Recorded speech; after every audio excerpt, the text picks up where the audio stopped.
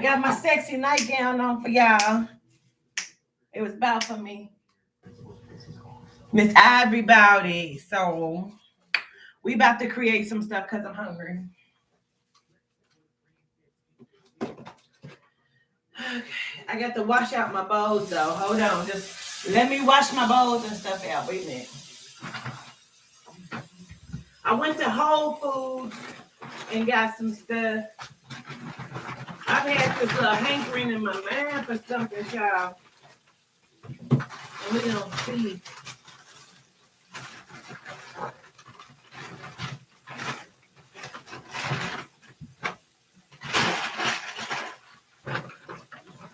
Hey. I gotta wash these little dishes real quick.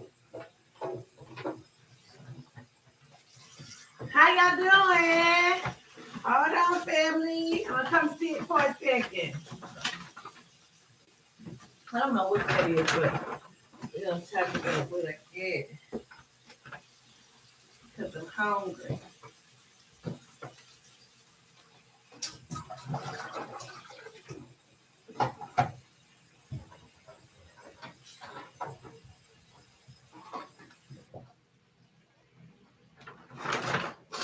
Hold on.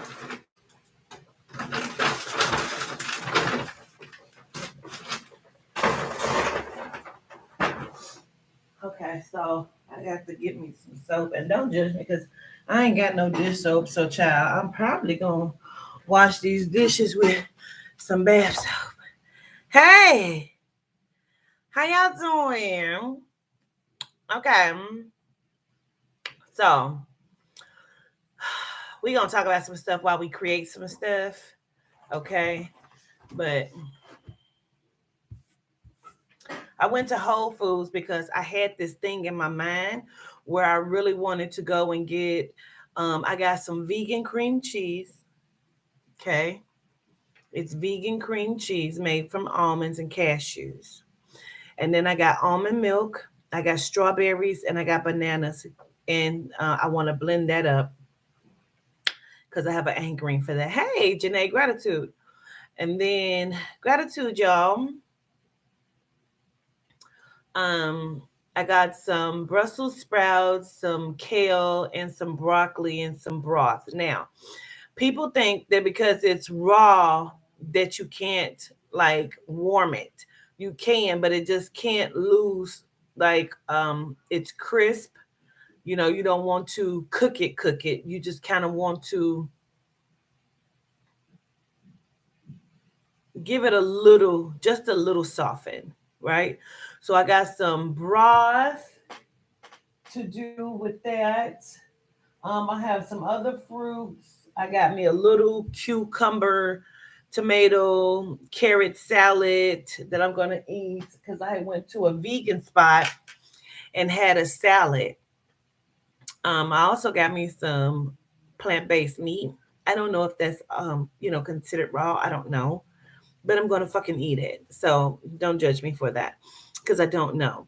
But they had put it in a salad so earlier, so I have some of that salad left. Okay. Um, I did not see any lion's mane. I may have to go to a store specifically that may have that because I can't seem to find that.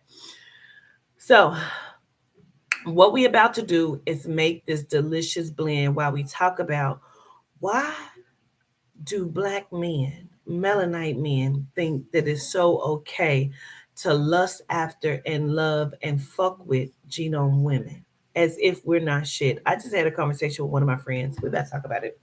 Let me hat my booty. Okay, so let me get my blender. I got some stuff called mush. I don't know what the fuck, but that's the name of it. It's called mush. Anybody heard of mush? I smell good. I don't know what mush is, but this is it right here. It's vegan. It's called mush, but it's peanut butter. This is peanut butter swirl. And this one is vanilla almonds, and they're oats. So I don't know. I don't know what mush is, but don't know. Okay. I don't want to bend over too much, child, because I don't know what the fuck might show. Okay, let me stop. Let me stop it. Let me stop it. Okay, no, for real. Okay, I got two different cream cheeses. I got two different cream cheeses. Okay,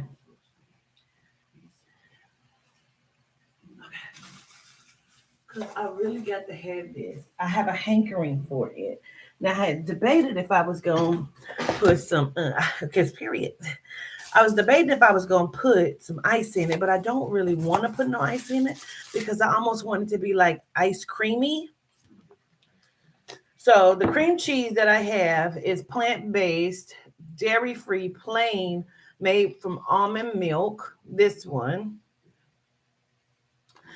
Then the other one I got is Mayoko's Creamery from cashews, made from cashews.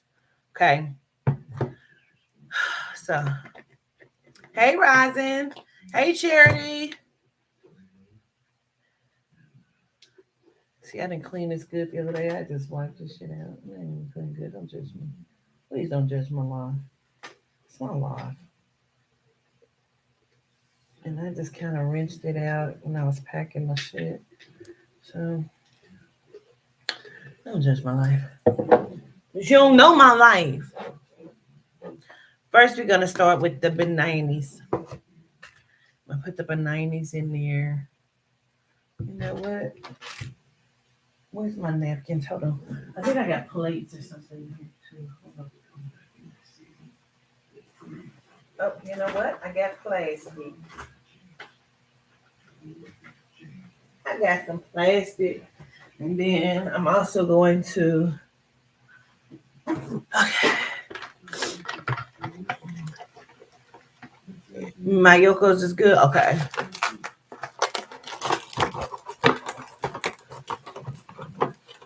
I love you to life as well. Okay, so let me move this out of my way. Slide y'all back a little bit.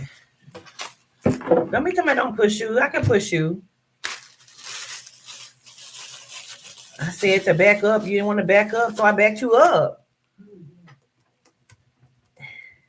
I cut it with this little knife. Okay.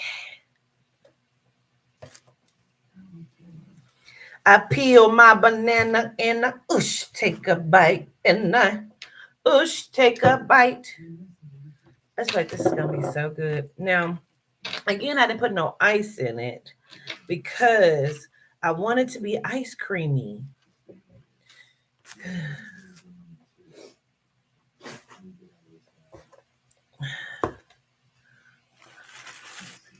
I be feeling like I have the messiest damn hands when I'm preparing stuff. How is y'all's day going? We got the strawberries. Mmm. Mmm. Mmm. Uh-oh. I about knocked that shit over. Okay. I don't know how many I put in there, but I put quite a few. Okay. I thought I was gonna need two bananas, but maybe not. Okay. I'm gonna try first the almond. Okay. And it's plain, so that means it's not sweet.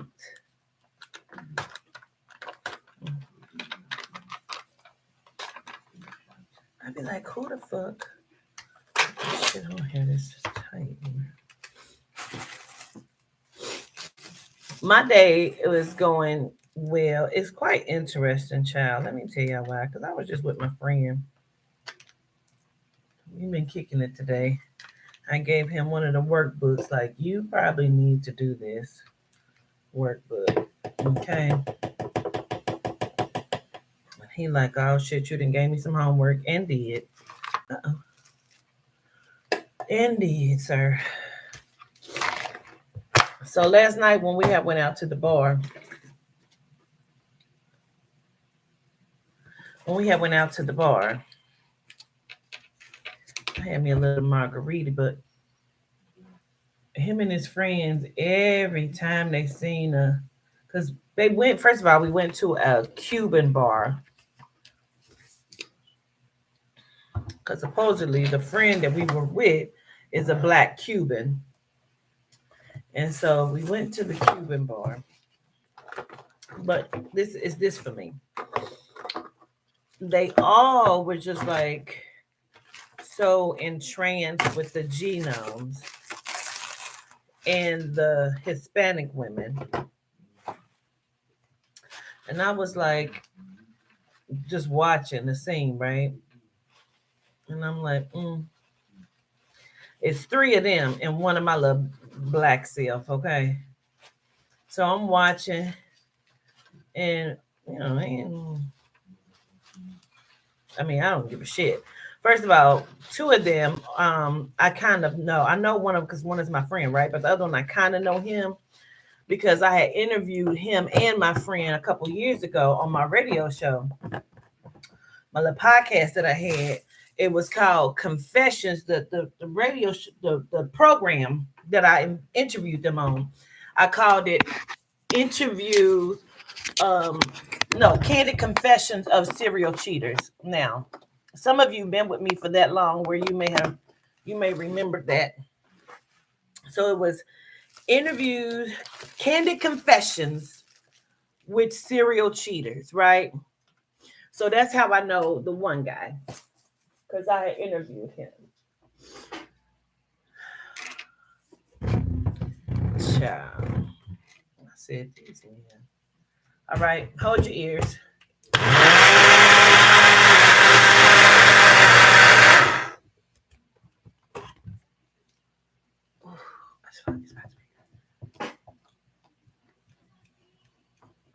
Yeah, it was two of them. They both were serial cheaters.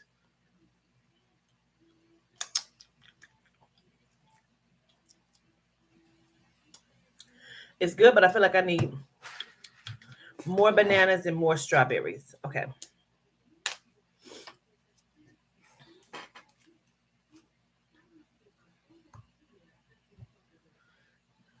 Okay.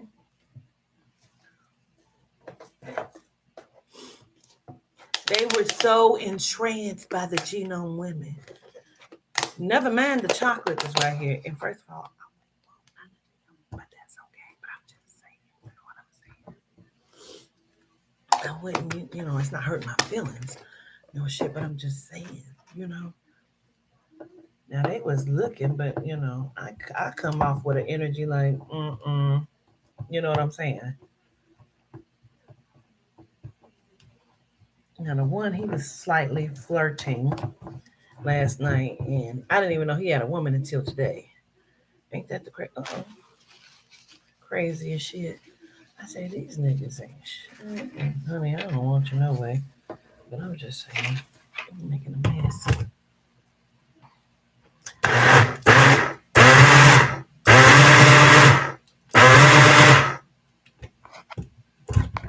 mean, I don't want you no way. I'm just saying. Don't look at my booty. Because I don't know if it's out.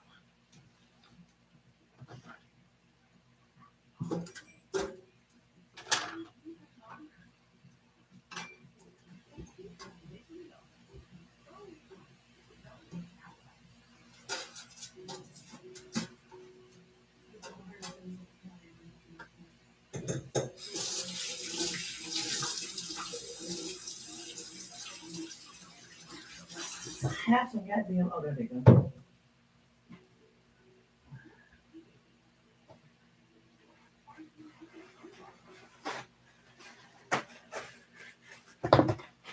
Their whole demeanor and everything was just giving like, it was giving like, what the fuck? So, he forgot he wasn't single. You know what I'm saying? I was like, what in the fuck?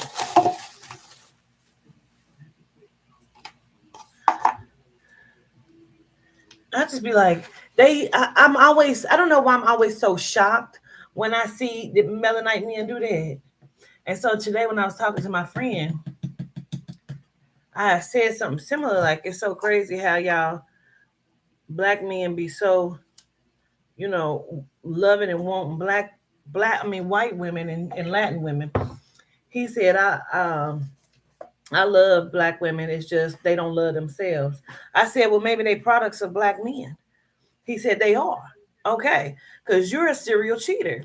You know what I'm saying? But he just got his motherfucking issue because he had got with a woman that gave him that shit right the fuck back. And so he's so broken hearted, he don't know what to do with himself, honey. And I said, I got my little almonds over there, child. I said, it's always like we're being blamed, you know what I'm saying, for black men not wanting us. Child, stop it. What is this about, family? What is this about? We're always blamed that black men don't want us. What? Because I pulled that out of my booty? It was in my booty. Shit. I don't know what that's about. It has everything to do with them, not us. And then I got a little sliced almond.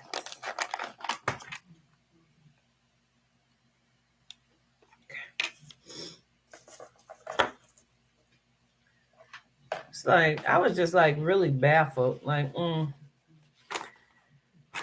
because the way he said it, the way I had to say it the fuck back, I was like, what? Mm-hmm.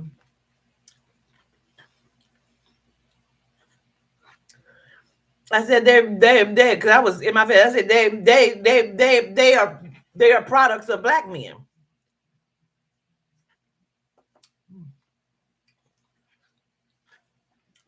Mm-hmm.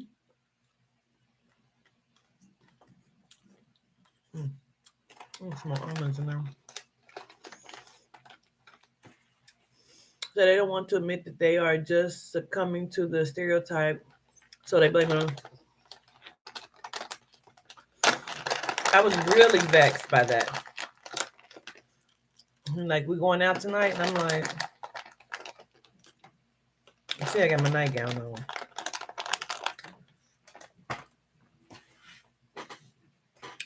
Probably not.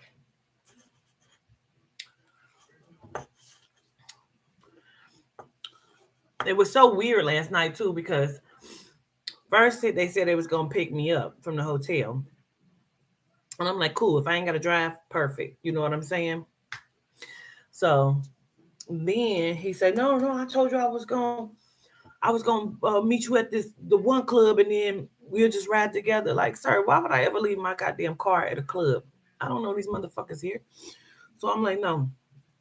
So he convinced me. He said, I got somebody, my homeboy here. He works the door here. He'll watch your car, park it right here in front of the club. So I did that. So now we all go to this other First of all, there was a Mexican club right there that we parked my car at, and what he said. Our apologies. Period. Ace. So the Mexican club that he then took me to is like, what the fuck? So he like, no, we just park the car here. We gonna go over here to the other little Mexican club. I say, okay. So we go to the Mexican club, the other one. Now they in there with the one music, the pit bull music, them that are like gasolina. They in there like that. And everybody in there look like they sell cocaine.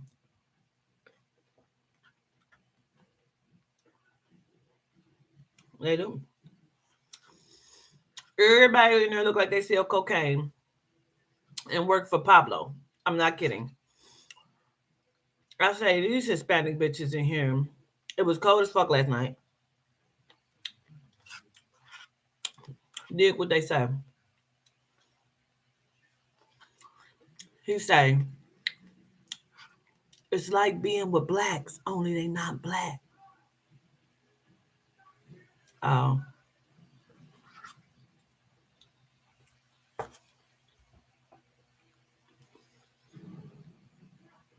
I said, okay.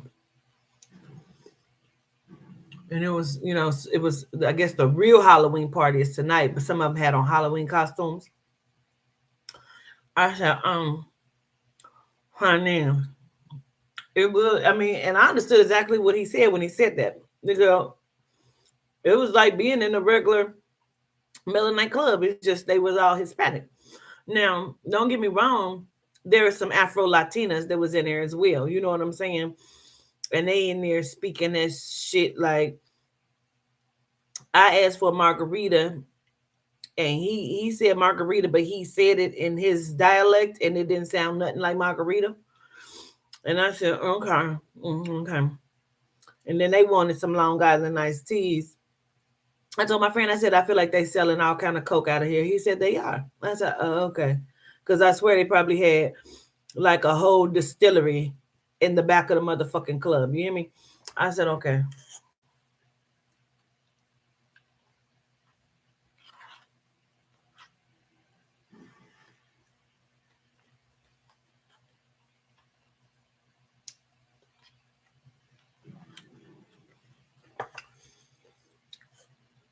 I feel like our men love everything that's not us.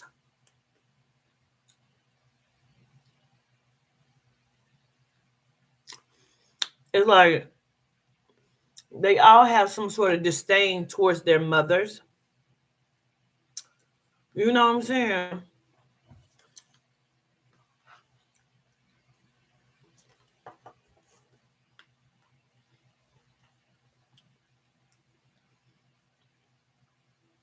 A complex.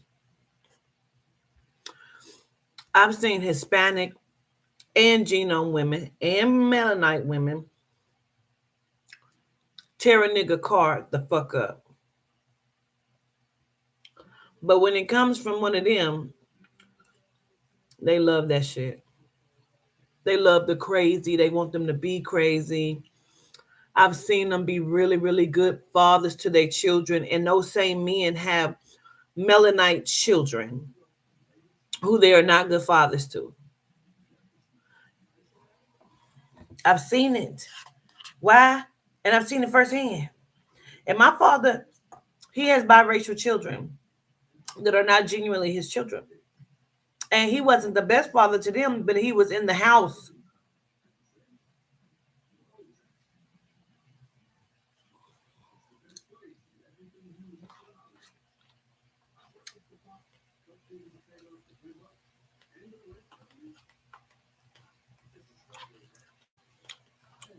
It's annoying. First of all, I don't even date black men. Melanite men who date white women, genomes, I don't date them. Don't date them. I don't. Hmm. You want some? Hmm. Here. Hmm. Mm-hmm. You didn't say put no banana on there. Oh my God. Oh. Hmm. Hmm.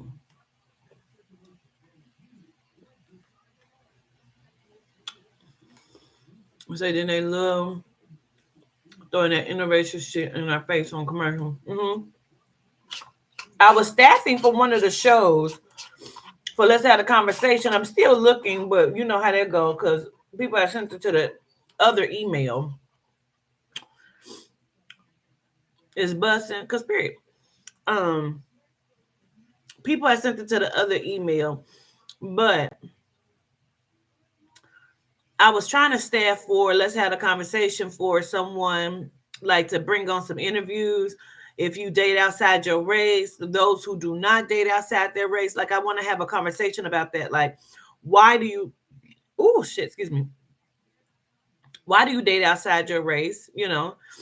And why don't you date outside your race? I really want to have that conversation. So if you want to join the program, the show for that interview, to be that interview, make sure you hit me up at a magic walk at gmail.com. That is AMAJICK walk, WALK. I don't know if I got to spell that, at gmail.com. Send me your inquiries. Oh, we got to read the things. Damn, you were supposed to do that Friday. I didn't fucking forget. Okay. We were supposed to do it yesterday. So we're going to read the stories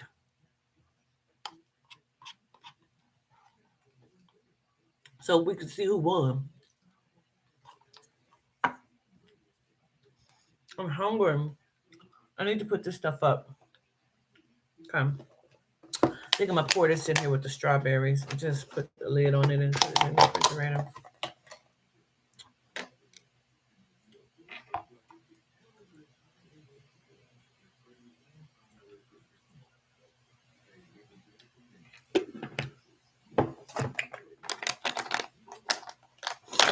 Uh-huh.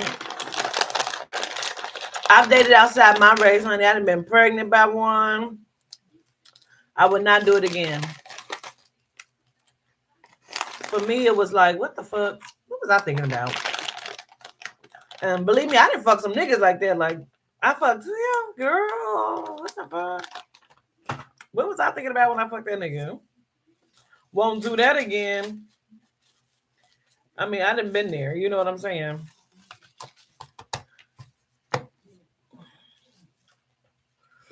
Like, who the fuck told me to fuck that motherfucker?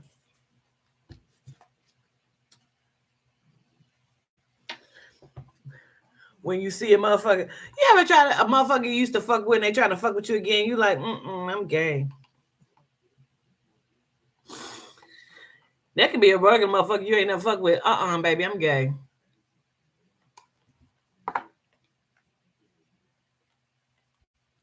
You tell a motherfucker that. Their first response is they'll say these things right here. Shit, me too. Where's she at? She can come too. Like, damn, you only gay because you ain't had this dick yet. Like, boy. Uh-huh. That dick. Uh-huh. Right.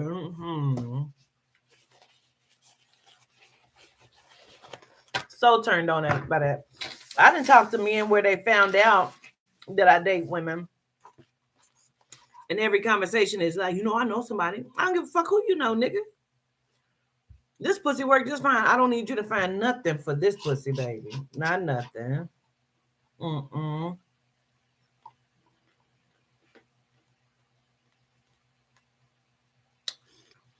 He said, but I could never go all the way, women, all the way that, women. I can never go all that way. That coochie just didn't look right to me. What, pink? The pink toes? I tried it one time. Wasn't much juice. I watched the porn though. But the actual act, not much juice. I need the nappy dappy.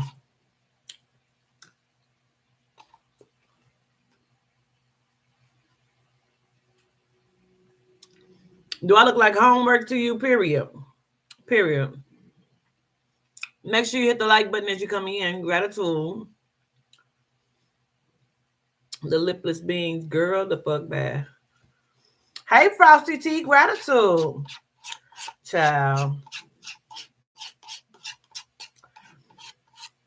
I be like, the fuck?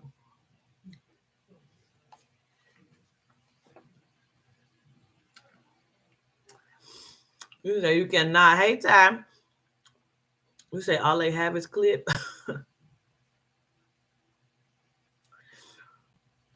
I can't. I don't want. I can't. I mean, I'll watch it, but I can't participate in it.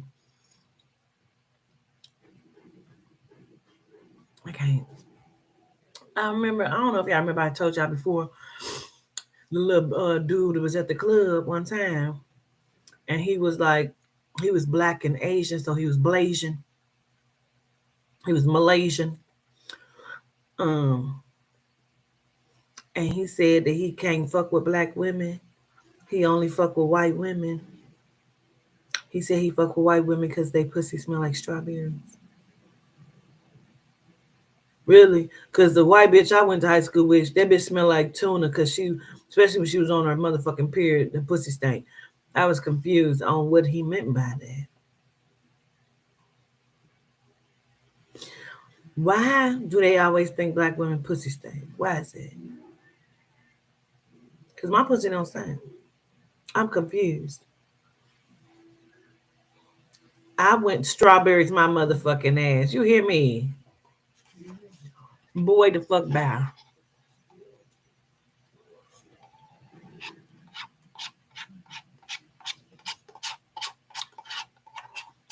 Like, knock it the fuck off.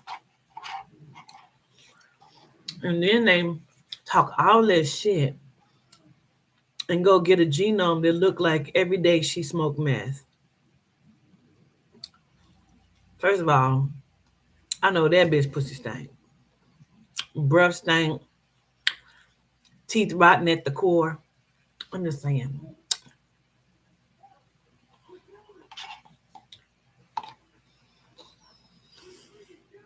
Period. Knock it off.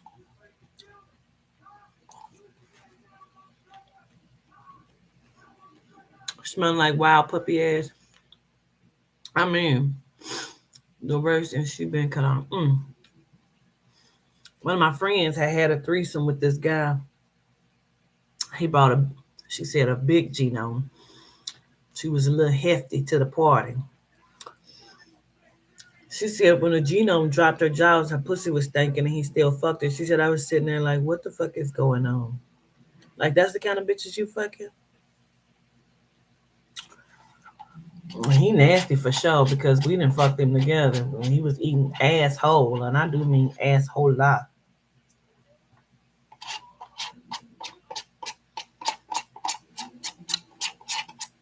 And was. And nigga nasty.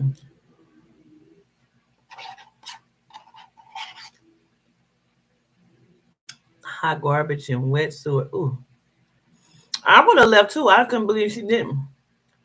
And they was in close proximity because they was in a truck. I'd have threw up.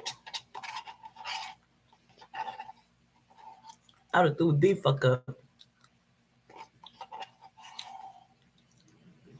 Men nasty, period. You're right, Beneficent.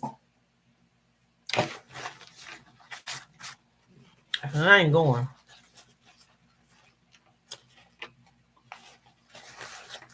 You say just hauling ass. Mm. Not if your mouth don't look right. Let me put this stuff up. Mm. Hold on. I'm gonna have to wash with some body soap this goddamn shit. Let me put this stuff up, y'all. Hold on.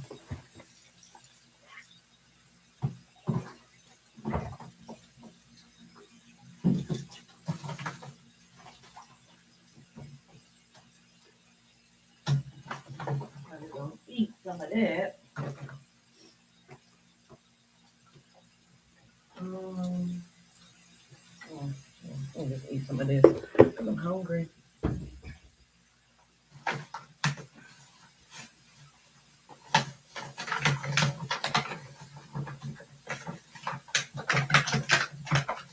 Wait a minute.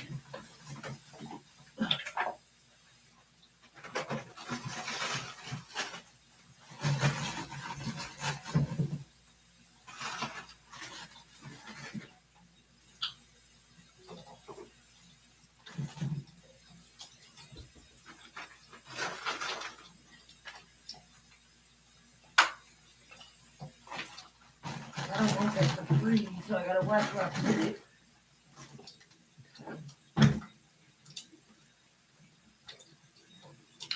Hold on.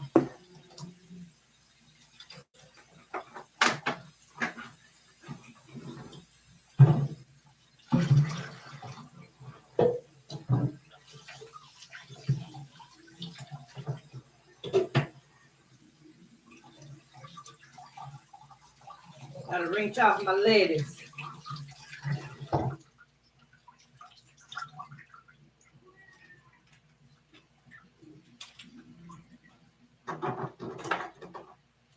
Okay. Mm.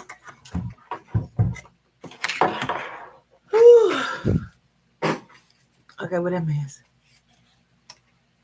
She got cankles.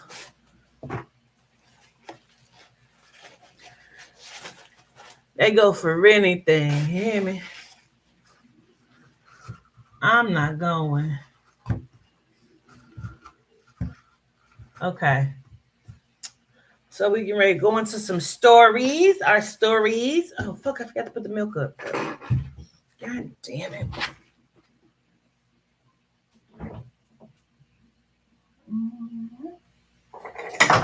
Some water. I really, God damn it. I don't know what this damn mush is, but I'm gonna try something a little later. Okay. Okay. Hey, L Boogie. So this is the salad that I had got earlier. Oh, that's good. That is vegan dressing, and I got me some mangies. Okay, let's read some stories.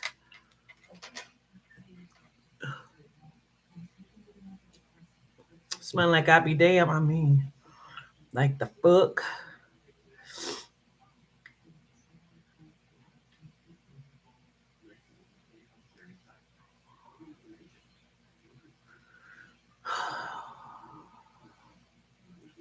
We got a lot of weigh-ins, so I got quite a few emails. Okay.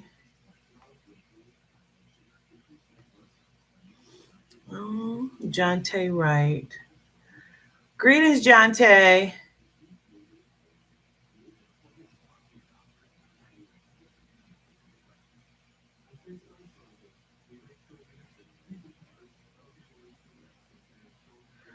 Gratitude and let's see, which one we gonna do first? Okay. Jean Burns, I have hers. Charity.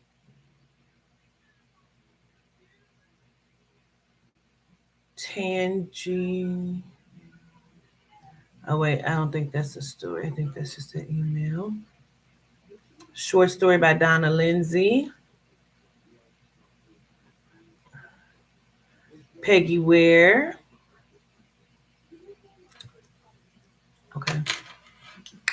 So we got quite a fur. Let me get to the bottom of this thing because we got quite a few. Okay. Shanice Bradley. Looks like it's the next story up. Okay. I wish I had somebody here to read with me. Okay.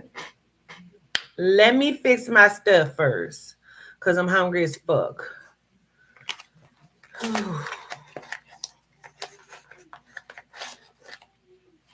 Let's see. These is plant-based slices.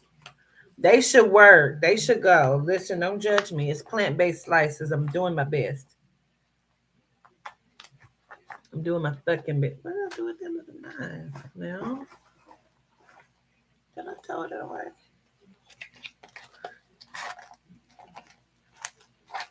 Eh.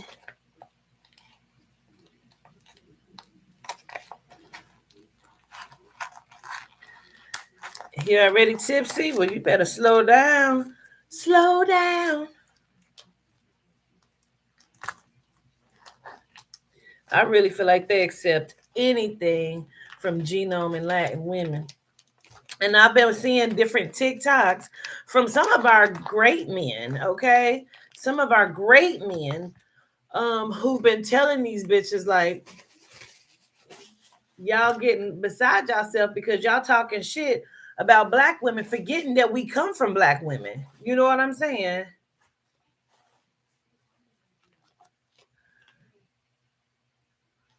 They be like, how's you for black men, but you not for black women and we come from black women. Our mothers are black women. And I'd be like, right, right on, black man.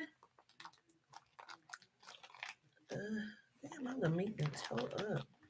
Come out of this pack. Okay. Dang. Ugh.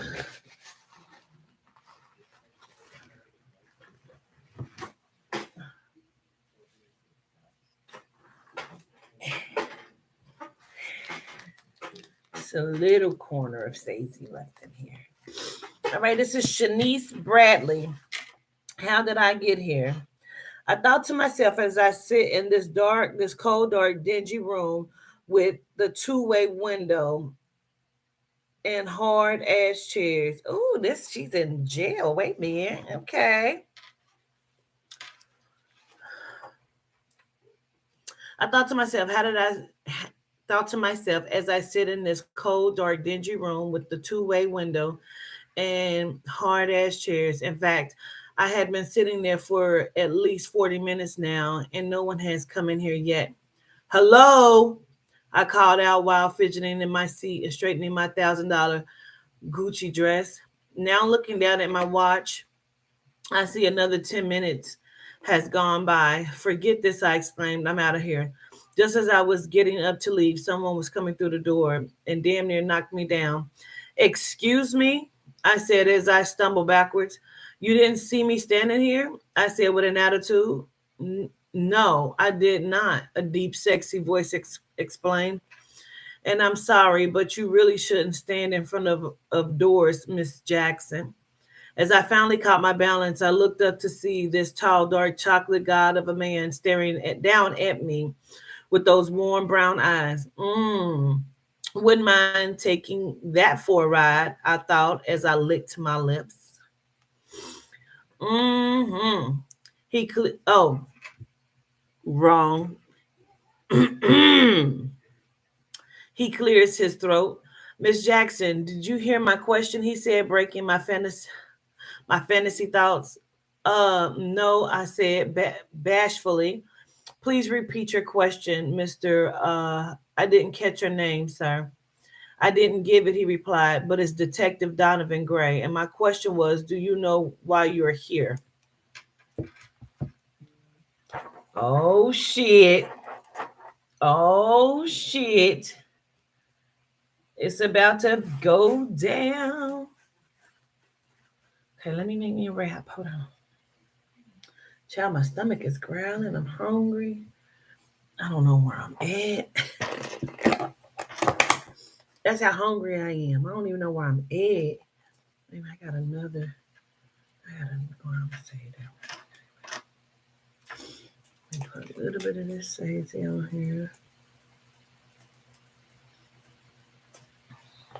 This is about to be good. It's starting off juicy. It's about to be good.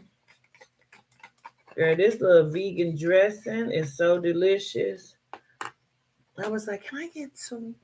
The salad was so good. I had ate one for lunch, and then I was like, can I get one of them to go? It's a vegan Cobb salad from this little vegan restaurant in the city in which I'm at right now.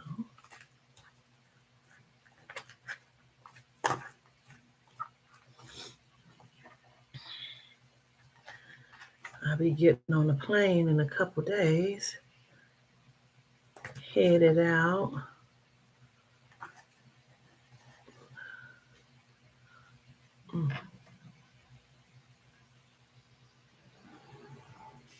Now, Amanda tried to argue me down the other day, telling my son, I only eat meat when I see you eat meat on your sandwiches.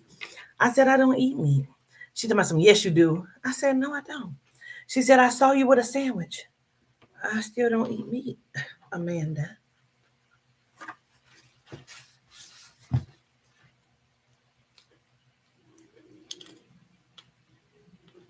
Mm. That's good.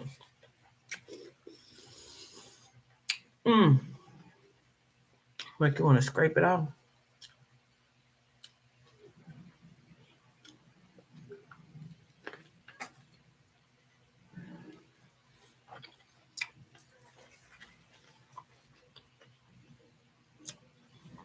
I said, well, you just be eating meat for no reason then. I don't eat meat. I ain't ate meat in years. I ain't had pork since 2008. I stopped eating meat in 2015. I was a pescatarian for 2 years, the last 2 years, which I'm not now. I don't eat meat.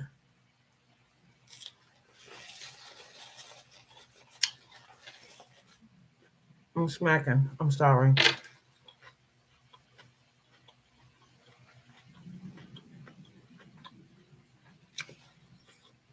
Went and got me wings. Like, no, for real. She used to do shit like that all the time. If I'm not smoking, little Skeletor used to keep, you want to smoke a joint? You need a joint. Why would I need a joint? I don't smoke. Like, Bo used to do shit like that.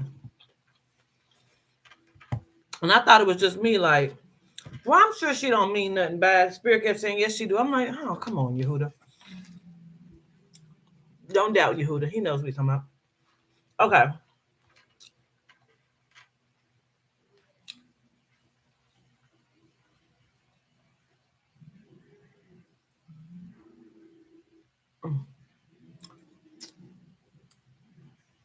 Okay. My question was, do you know why you're here? Yes and no, I said with hesitancy in my voice. I was told to come down to answer some questions, but not sure why I was chosen to do so. Well, it seems your best friend is your best friend is missing, and your ex fiance pointed us in your direction, stating that you and her are at odds and came to um, fisticuffs recently.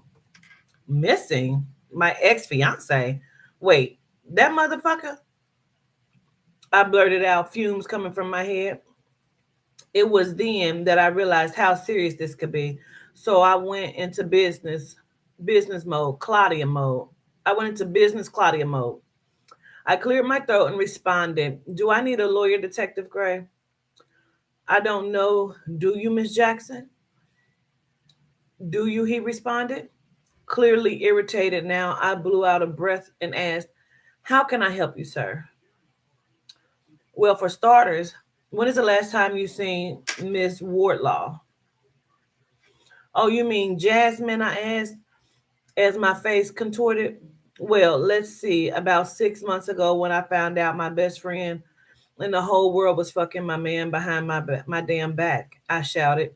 He was writing on his notepad now. Wait, what are you writing? Don't write that. It didn't come out right. No, it didn't. It sounded like motive, Miss Jackson, and that doesn't sound good at all. Perhaps this would be a good time to tell you that anything you say can and will be used against you. Wait, am I under arrest? I cried. No, no, but I do need to get your side of the story because from what your ex fiance has told us, it is not looking good for you at all. Whoa, wait a minute. Excuse me. I didn't commit any crimes besides having a broken damn heart, and I don't believe anything has he has to say. He is a full-fledged liar. Can I be frank with you, Miss Jackson? He asked, and don't worry, this will not go on record. Sure, I said slowly. Sure. I said slowly while raising an eyebrow. I guess. Okay, I do not think you had anything to do with Miss Wardlaw's disappearance. We have been watching Paul for months now. However, I have a job to do. I have a job to do, and I need your complete honesty and cooperation, or you could be in some serious trouble here. Damn it, I thought to myself, he is trying to set me up. What have I done now? Fucking loser. Hell, they both are. Betrayal at its finest. So are you ready to tell me what happened, Miss Jackson? The detective says, breaking me from my thoughts once again. Yes, Detective Gray. Can I get something to drink and use the restroom first? Let me start from the beginning where we are going to be here a while. Me and Paul were high school sweethearts, and nothing could tear us apart. I was so in love with this man, and we had our lives all planned out together. Ever since that day, he bumped into me in the hall, knocking all my. I'm gonna answer this on the phone with y'all. Can I help you? If you're not about to stay with me forever, get your ass Can I help off you? me right now. Can I help you? I ask you one more again. What the fuck is this? See the shit I deal with? Something said answer the phone. I don't even know who the fuck that is. Let me turn this TV down.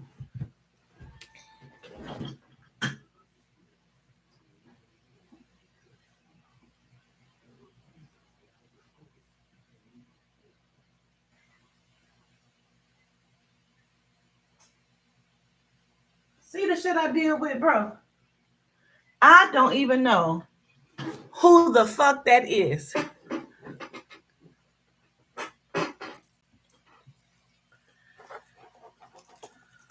Something said answer it. I can't even make the shit up half the time. I can't. I can't even make the shit up half the fucking time, bro. Let me put me a tomato on here. Some of these pickled onions. Like you called my motherfucking phone. God damn it.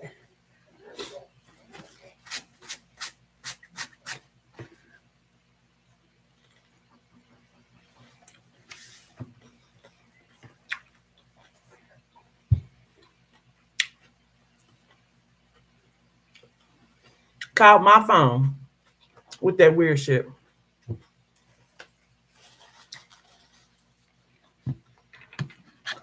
Say the number 10 got people playing on your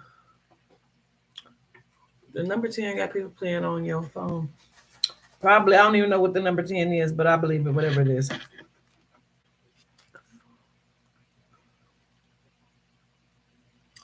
Okay. Knocking all of the books down. Ever since that day he bumped into me in the hall, knocking all of my books down. We have been together, never leaving each other's side. I was in the ninth grade and Paul was in the 10th. He stood 6'2", even back then, caramel complexion with those pretty white teeth and muscular build. I knew he was trouble because he was the first guy to ever make my stomach go in knots and my coochie get wet. Paul was the it guy in our school, but not the kind that played football or basketball, more the type that was known in the streets. He was smart and talented. You see, Paul's dream was to be a rapper, and he was good at it too, which turned the girls on and got the guys hyped and him respected. It was his thing. He had all the girls after him, but he chose me. And wait a minute, I wasn't no slouch myself. 5'5", light brown eyes, long thick hair that was my own, and golden brown skin with full lips. Add curves to that by the time I got to the 11th grade, and I had an ass to match and titties that sat pretty too. So, as I said, no slouch. We became the it couple. Everyone wanted to be us for one reason or another, and we soon graduated high school and got our first apartment together. At first, things were great. Paul took my virginity, and we had sex multiple times a day. Eat, sleep, pray together, and at times we would laugh so hard. We have so much fun together. He had my heart, mind, body, and soul, and there is nothing I wouldn't do for him. We didn't have much, but we had each other and was together and always would be no matter what. That is a pact that we made with each other to remain together and support our dreams and goals no matter what. Little did I know that statement would come back and bite me in the end. Fast forward, a year had gone by and things started to change gradually. I had picked up a job at a department store to cover the bills because the little money Paul, aka Pusha P, bitch, let me buy my sandwich. Push a P.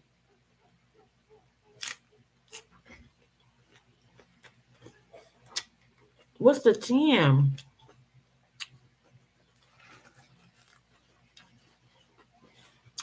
Girl, butterfly, if you was in the ninth grade and your pussy wasn't wet, there was something wrong with your pussy.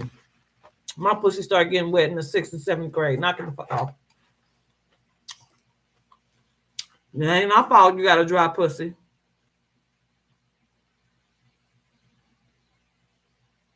Oh, come on. Marriage counselor, I seen it.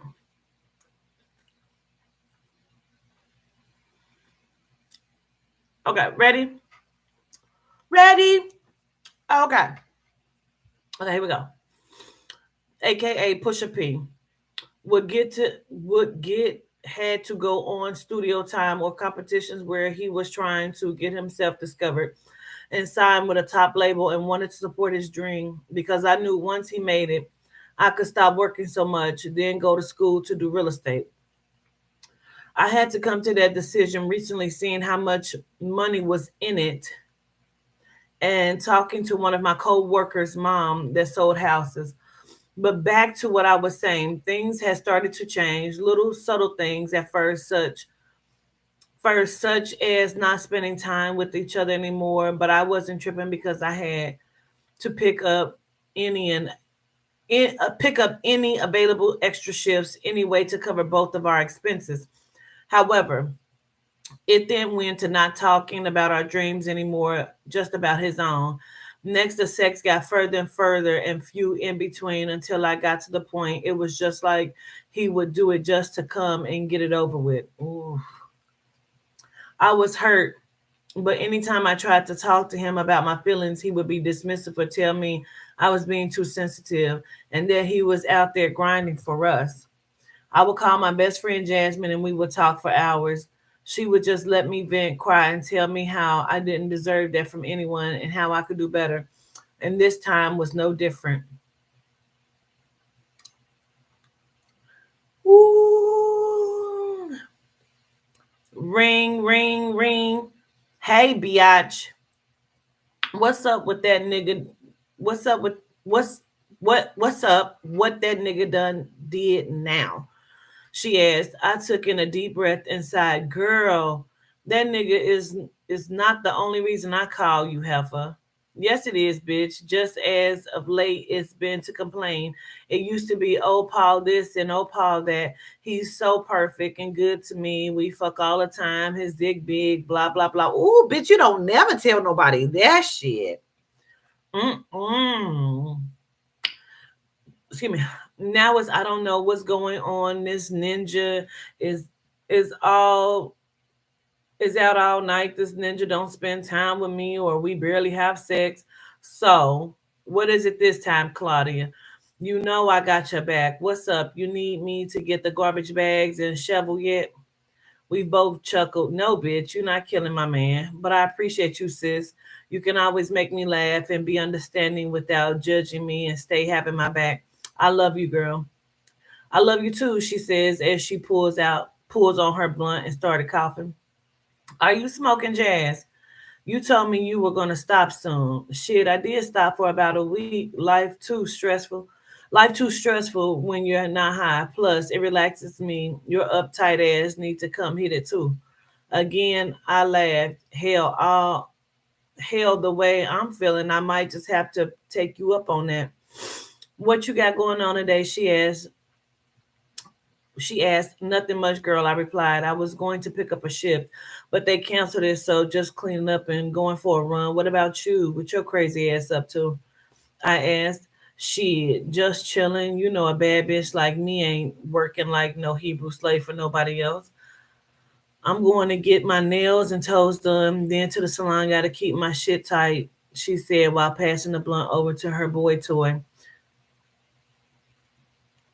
Why do you want to come? Why do you want to come with? After about 30 seconds, I responded, fuck it, yeah, I'm coming. Tired of sitting in this house. Let me go for my run, then shower and change my clothes and roll up one for us too. See you in about 2 hours. Bet, she stated. See you soon, then hung, and then see you soon then and hung up. Why the fuck would you invite her over here? Damn, her boy toy exclaimed. What you mean? She says while patting her head and pulling on the blunt again. She sounded like she was bored, and we gotta keep up appearances. Damn.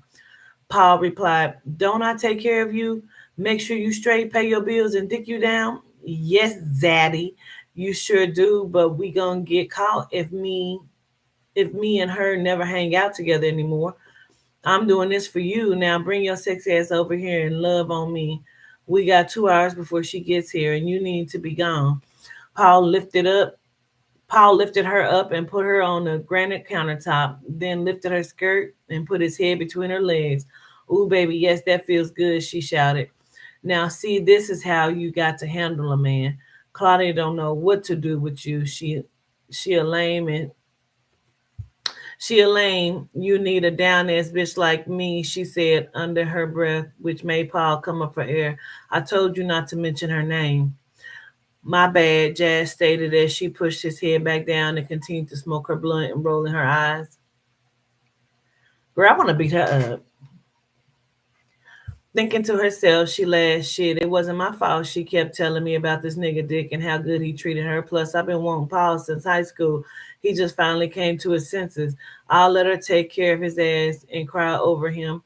I look at shit for what it is. He can keep bringing all that money over here to me and dicking me down. I don't want him like that anyways. I want to fight her. I want to fight her. Ding dong, the doorbell chimed. This heifer knew I was coming. She always so slow. Ding dong, the doorbell chimed again. Okay, damn, I'm coming. The door swiftly swings open, and there was my girl Jazz, 5'6", light skinned, slender build. Well, at least before she got her breasts and BBL done. Now she looks like a light skinned K Michelle, still pretty though. I'm just not with all that fake shit, but to each his own. Why are you ringing my doorbell like that shit? Oh, I laughed. You mean like this? As I hit the doorbell 2 more times before stepping in. We both laughed and hugged. Dang, it's been a minute, huh? I asked, yeah, too long. Bitches be, bitches be. I mean, and will laugh in your face just to fuck like this. It's been a minute, huh? Yeah, I asked too long. I forgive you for abandoning your best friend for a nigga. We laughed again. As I step in, it smells just like Paul's cologne. But I shake that off because I know he's not the only one in the world to wear it.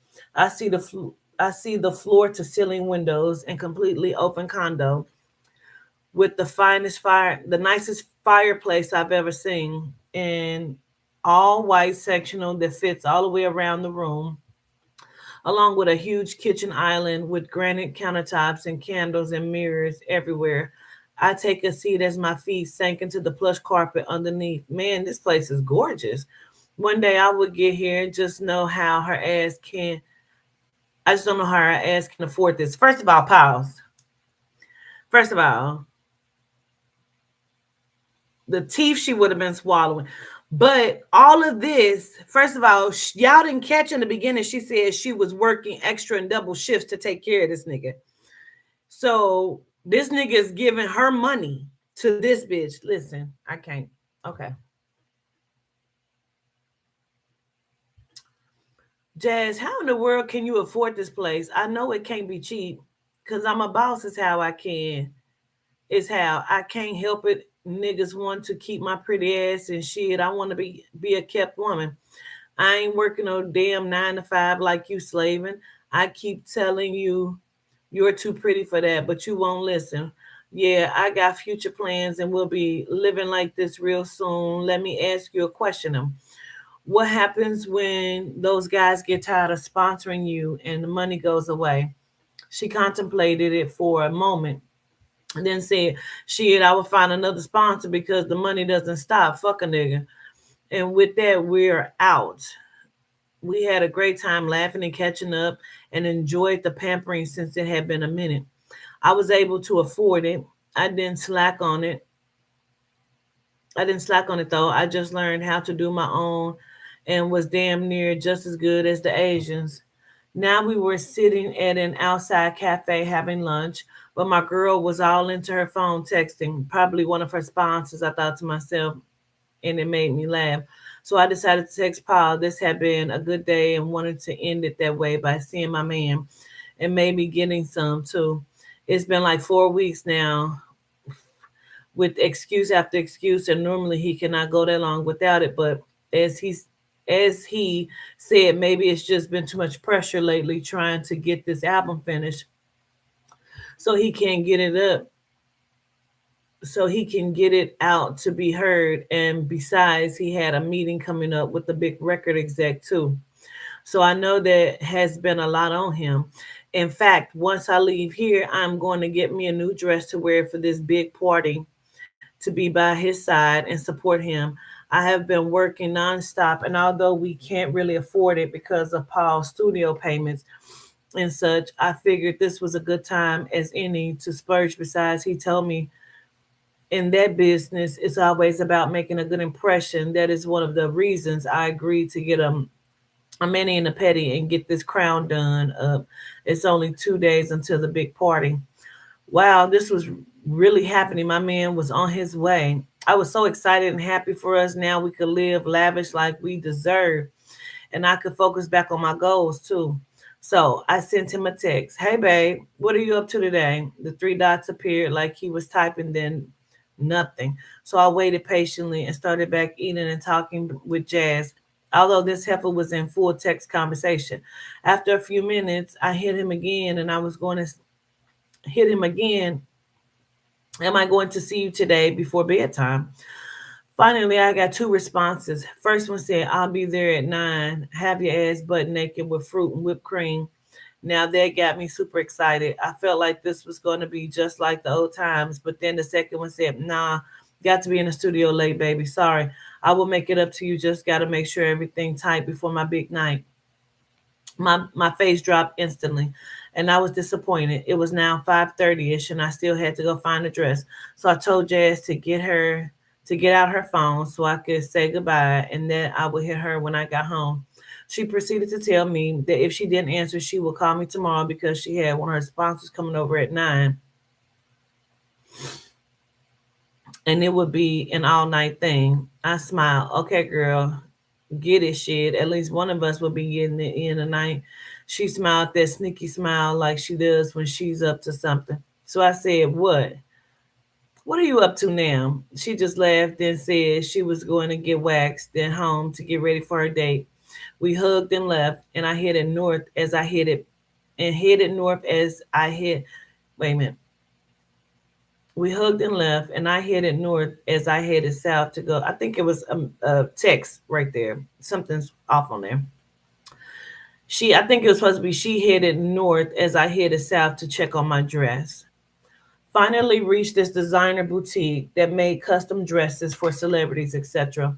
Again, this is for my man's big night. I kept telling myself about the amount I was spending. The young gentleman greeted me at the door. Hey, Claudia, how have you been? Please come on back to try your dress on so I can make final adjustments. This is going to look so beautiful on your skin. You will be the star of the party. Excuse me. I mean, stomp this bitch out, okay? That made me smile, and I headed to the back. Once Dion got me into my dress, he led me to a circular platform, which I had to step up on in front of the hugest mirror I had ever seen. Okay, take a look at this and tell me what you think. You look stunning, he bragged. I looked into the mirror but had to do a double take because I could not believe that this was me, and this dress was absolutely beautiful. All gold with lace and applique on the areas that need to be covered up, yet exposing and accentuating my body perfectly. It hit me like second skin. It fit me like second skin, and I looked like a golden goddess. A tear escaped my eye, and I went in to give Dion a hug. Oh, D, this is perfect. Who would have ever thought in high school you would become such a great designer? Now, don't go hugging on me and ruin the dress and shit, Claude. He called me that for short. And y'all should have And y'all should have known, shoot, I was more into home ec than any other subject, and plus I was the baddest bitch in school. We both burst out into laughter. Now your hair was always laid, I will admit to that. I said, I guess I got undressed and told him I would be to pick up the dress tomorrow evening.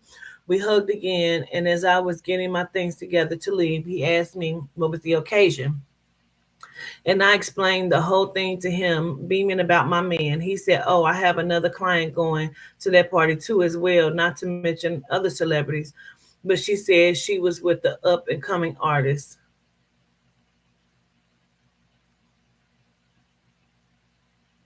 Bitches. I replied, maybe there would be other artists there too, but I am just there to support Paul.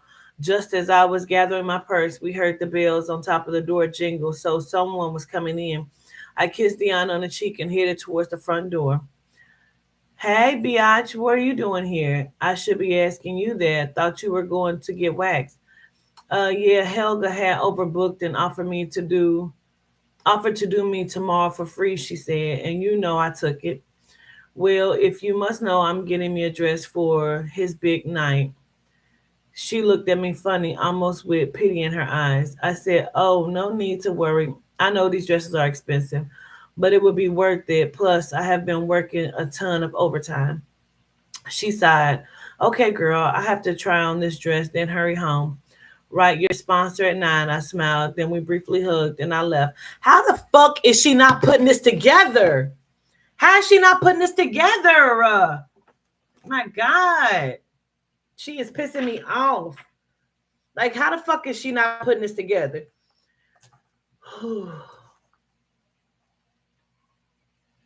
She is really pissing my soul that she ain't put this together yet.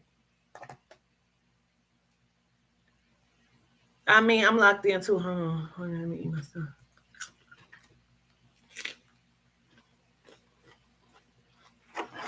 No,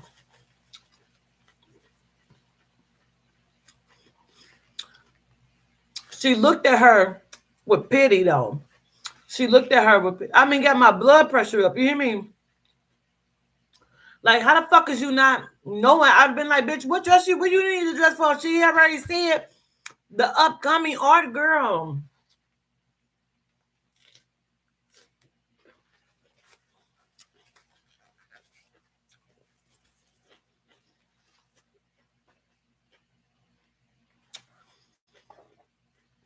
That's that shit. Oh, my friend would never do that shit to me. Red flags everywhere. I'm trying to open my mangoes. Mm, mm-hmm, mm-hmm. Okay. Red flags. Oh, okay.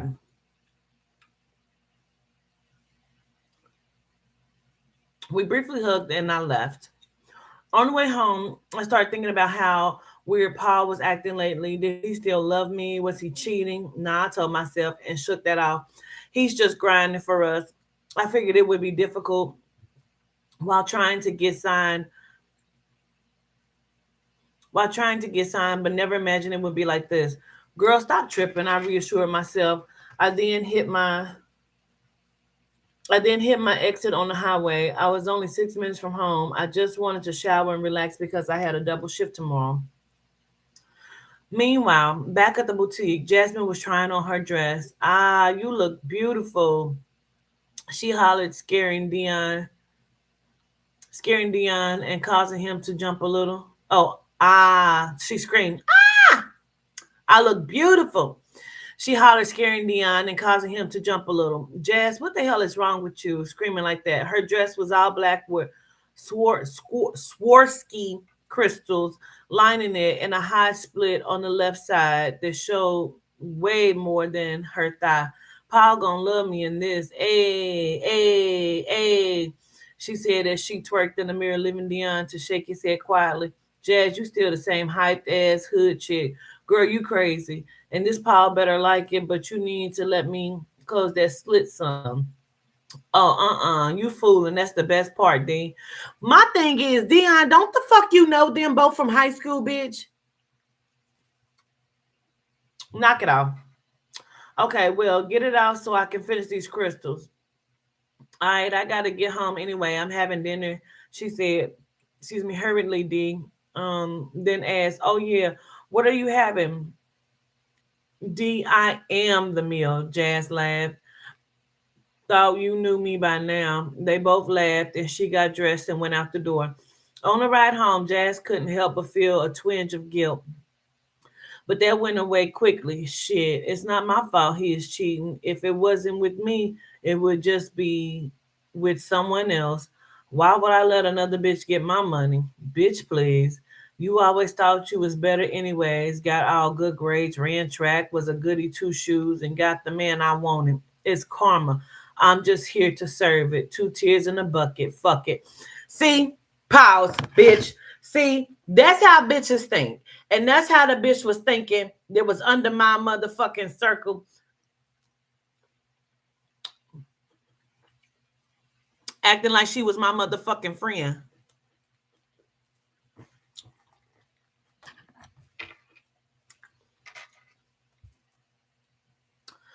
Chirp, chirp. My car alarm went as I locked the doors and headed to the entrance of my apartment building. As soon as I got close to the door, I could see Miss Jenkins sitting on her balcony smoking a cigarette. I am not in the mood tonight, I thought to myself. Miss Jenkins was really sweet, but also really nosy. And I didn't feel like hearing a speech about Paul tonight. I blew a breath. Hey, Miss Jenkins, how are you? She took a long pull from her cigarette. Well, child, my feelings are hurt. Why you wouldn't tell me you all were moving? Moving? I replied, We're not, we're not. She cut me off. Yes, baby. Paul had, had he truck, had a, I'm gonna just correct it. Paul had a truck here earlier moving everything. Finally, he stepped up as a man instead of having you worrying about all that stuff. My heart was racing. This has to be a mistake. Her nosy ass must have gotten it wrong this time. Now I was running up the stairs toward our second floor apartment. See you later, Miss Jenkins. I gotta go finish up everything. I turned the key, opened the door, and breathed in a sigh of relief. Things still looked the same. Our gray and black sectional still sat there with the black rug underneath, dishes still in the sink rack, nothing on the small L-shaped counter TV stand still. Wait, as I scanned the room, where in the hell is our TV? Let me see if Paul moved it to the bedroom to play his damn PlayStation. I shook my head and laughed. I'll be glad when his ass grows up and matures a little. I threw my sweater on the back of the couch and headed to the bedroom to shower. What the fuck? I shouted because it looked like our bedroom had been ransacked. Hangers were all over the floor, drawers pulled out, and clothes spewed about the mattress, half off the mattress. I had ran over to lift it up. You see, this is where I kept all of my extra money I was saving up for our move. Once Paul got word that the big record exec was interested in him, he was also told we had to move to Atlanta, so I saved every dime I had, never splurging before today. Shit, the money is gone. What am I going to tell Paul? What are we going to do? Who had done this? I started to cry. This bitch still don't know? I started to cry. I went into the closet where I kept my Louisville Slugger bat, and I was surprised to see everything of Paul's was gone. Next, I ran to check the drawers and bottom and bathroom again. Everything of his gone. This doesn't make sense. I said aloud, why would someone break in and just take his things? But Miss Jenkins said she saw him earlier moving our stuff. I'm so confused. 313-705-9927. The buttons chimed as I dialed Paul's number. I'm sorry, but the number you have reached has been disconnected. Please check the number and dial again. I looked at my cell phone like it had lost its mind. Maybe I dialed the wrong number, so this time I was carefully dialing it. Period. Bing bong bing. The number you have reached has been I quickly hung up. What the fuck? Now I was concerned. I tried to dial the number two more times with the same outcome. Now panicking, I took some deep breaths. Let me call Jazz before I call the police. She deals with crazy street shit all the time. Maybe she can help make sense of this. Please shake the fuck out of her. I was on top riding him to Meg the Stallion's big old freak when I heard my phone ring for the first time, but I ignored it. I could tell he was ready to come by the way his toes were curling now. Anybody know I fuck with him on the low. We never show up together, but I text him when I'm ready to go. Hey, then I did the move, the one that had all these niggas nose open. I reversed, nose is open. I reversed and slid up and down on that dick, squeezed them vaginal muscles all the way up to the tip, then started back down slowly, then fast, still high and singing. Can't nobody freak like me. Ooh, child, that got me. Note. Okay. Give you what you need like me. Ain't nobody got up on that women got up on they tiptoes and rode to the tip like me. I got him addicted. He feeding my body a drug and he needed second ring, third ring, now fourth. It escalated quickly. After I heard him squeal, I slowly got up and peeked at my phone. It was Claudia. I sucked my teeth. I thought I told this bitch if I don't answer, call me tomorrow. I looked back at Paul. This nigga was snoring, just like a lazy ass nigga. I said to myself, the phone rang again, but I didn't answer it. Shortly after, I received a text message that said, hit me back ASAP or I'm coming to you. Shit. I said, then took my phone into the bathroom and turned on the shower. I dialed Claudia's number. What's up, ho? I asked as Claudia answered the phone frantically. Slow down. What happened again? I asked. She went over the whole story as I listened with a smile on my face.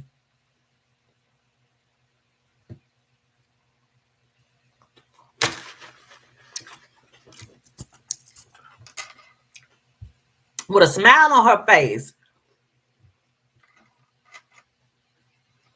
Yup, bitch, we moving to the ATL where I can turn up and really get some ballers. And once Paul signs this deal, I'll be on every red carpet, at every award show, etc. I said out loud while I placed the phone on mute. I did feel bad a little because my girl really loved this no good ass nigga, but that guilt went away quickly as I told myself I just helped her dodge a bullet. Shit, she'll thank me later. Claudia went on with her story, and when she told me he took the TV, I literally laughed out loud, forgot to put my phone back on mute. Jazz, are you laughing? I asked her. I was over here in tears, and this bitch was laughing. What the fuck was going on? She gave me some stupid excuse about her boy toy, blah, blah, blah, then says, sound to me like Paul moved on and was just a coward and didn't want to tell you. I cried even harder because I didn't want to believe that. But why would he do that? We made a pact to each other. I held us down so he could make his way into the industry. I washed his clothes, cooked his meals, pep talked him when he was down. I don't understand. I was his damn mama is what you was. Jazz said, breaking my rant. Listen, Claudia, I see it happen all the time. A man will have his down ass girl. Then when they finally make it, they leave your ass like it was nothing better. Like leave your ass like it was nothing better. Hope it ain't a Becky type bitch. This infuriated me even more. Bitch, you know. Do you know where he could be? I know if I just I know if I just talk to him, we can figure this all out. Okay, so Jazz was asking, do you know where he could be? And then Claudia said, I know if I just talk to him, we can figure this all out. She replied, nope, I sure don't. And you need to just move on with your life. Oh, no, she is asking her. Okay, bitch, let me reread it. So that's Claudia. Do you know where he could be? I know if I could just talk to him, we can figure this all out. She replied, nope, I sure don't. and you need to just move on with your life, girl. He changed his number and everything. He don't want you no more. Move on.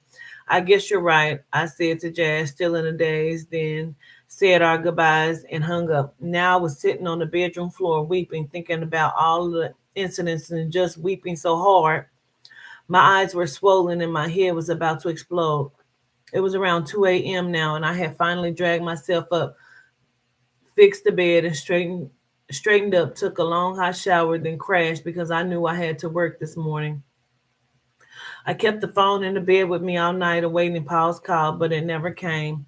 The next day at work was hell, and to be honest, I wasn't very productive at all. I spoke to my friend's mom, and she told me she was starting some classes of her own on real estate and asked if I was interested. I gave her a half-hearted smile and said sure, and she said the classes will start next week and gave me the information. I thanked her, then left for the day because this was the day for the big party where Paul would get signed. Maybe we could talk then. And I know what you're thinking, but yes, I'm still going.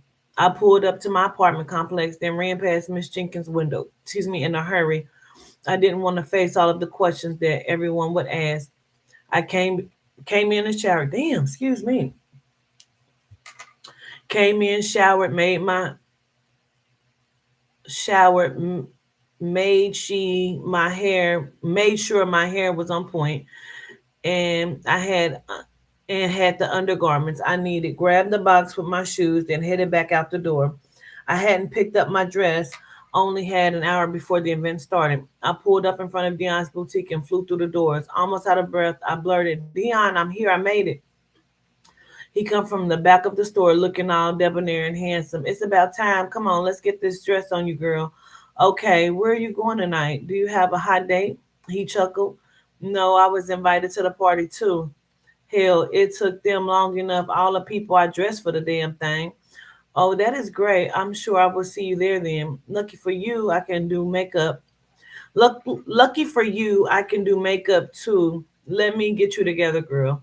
He shot a warm look at me. I didn't refuse either. After makeup, I got into the dress and said thank you. But now I didn't know how in the hell I would pay him. "Look, Dion," I started to say. He waved his finger at me. "No, don't even say it, Claude. You owe me no worries." A tear escaped my eye. How did he even know? He dabbed my cheek. "Now stop messing up my masterpiece. But I do have to tell you something." My eyebrows went up. I couldn't take any more bad news. He continued, "I'm opening a second store in Atlanta, and maybe you can come down and help me run it for a bit. I consider that paid in full. Plus, I would pay you a pretty good salary." My face was in shock, but I was happy for him and said at the same time, as I was about to answer, the timer on my phone went off. "Oh no, I'm running late. Can I think about it?" He hugged me and told me yes to think about it and get back to him. And I ran out of the store to my car. I was racing up the highway trying to make it on time. And once there, could hardly find a place to park. After I rode around a few times, I said, "Fuck it," got out and finally threw my keys to a valet, then headed toward the door. But I was stopped by a spokesperson with the mic. "Hello there, what is your name and who are you wearing tonight? Looking stunning."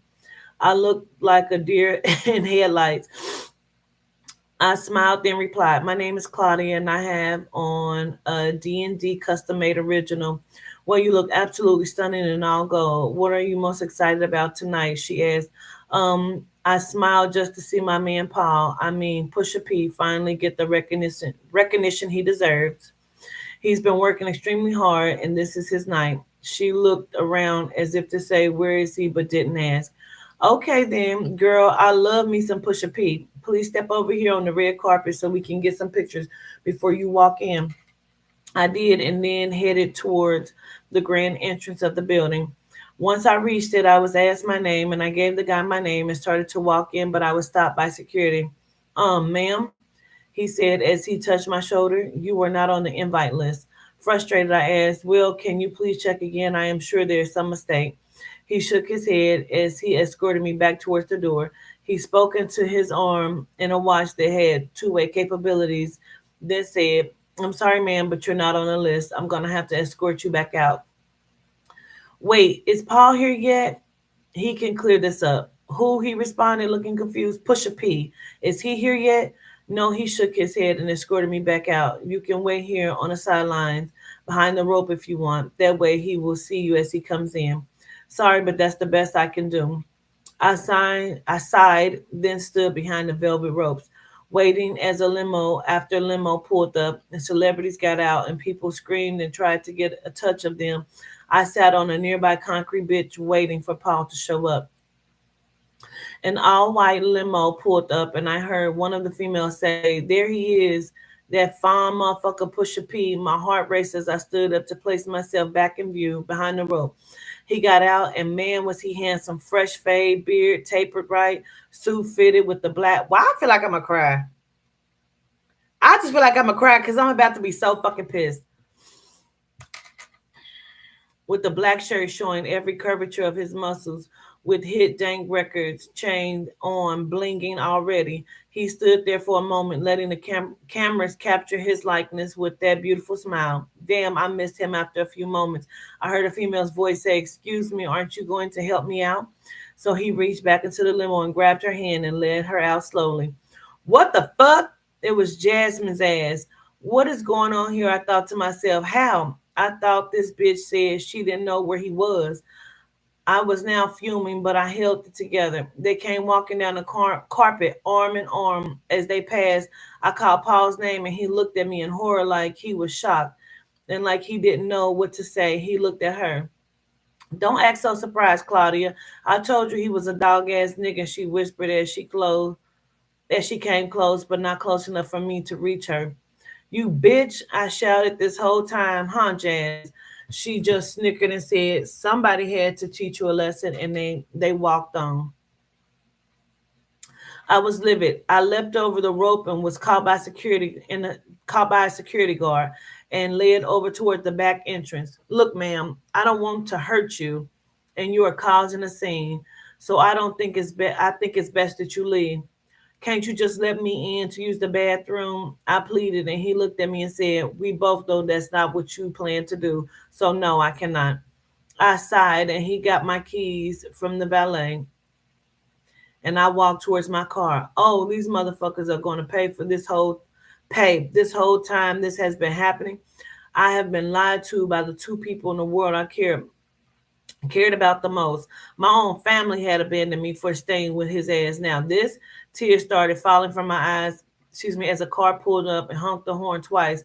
I looked up. It was Dion. Claude, what are you doing back here? My dress is too beautiful to be hidden, bitch.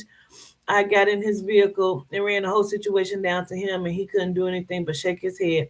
Honestly, Claude, you know, I told you back in the day she was jealous of you, but you wouldn't hear it, saying that it was like she was like your sister and your best friend. I left it alone because at that time I was dealing with my own identity crisis. Shit, my world was full of enough drama. But even so, this is some low down dirty shit. If it was me, I would smack that bitch head between the washer and the dryer. But that's just me. Oh shit.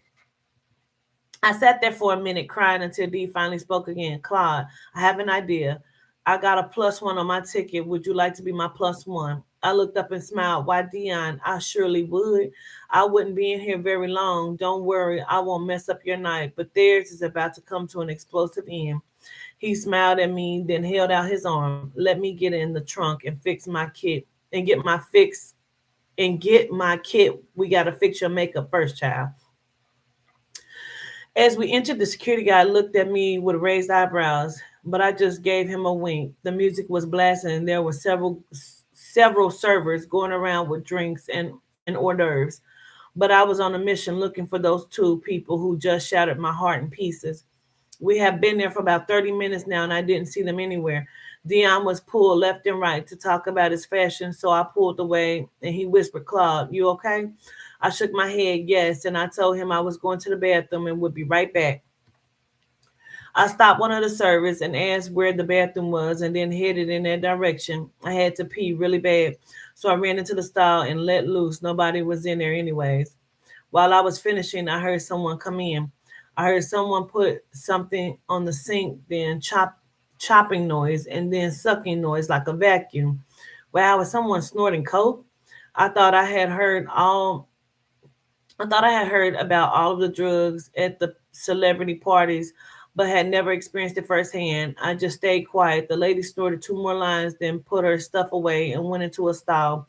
After I heard her peeing, I quickly flushed and left the stall to wash my hands. Who's out there? She called. Hey, can you hand me some tissue, girl? Oh my God, it was Jazz. My adrenaline was pumping now. I didn't reply, only handed her the tissue under the stall and waited. Once she stepped out of the stall, I balled my fist up and took my arm back as far as I could, then punched her dead in the fucking face. She stumbled backwards. What the fuck? She looked up, dazed, but seeing it was me. How did you get? But before she even finished her sentence, I punched her ass again. This time she charged at me, and we hit the full body mirror on the side wall in the bathroom, cracking it a little. I now had her weave wrapped around my fist, and we were both delivering blows back and forth. She then got loose and charged at me again, but this time we fell out of the bathroom door, capturing some people's attention. Why are you mad at me? Your man a dog. She screamed in between blows, but I just commenced to beating her ass. All the hurt, anger, and confusion came out of me that night. Finally, the security guards came and pulled us apart, and we were asked to leave. She told them she was with Pusha P, so I was the one escorted out of the building. So as I passed Dion, I mouthed, "I'm sorry," and he mouthed back, "Good job," with a wink.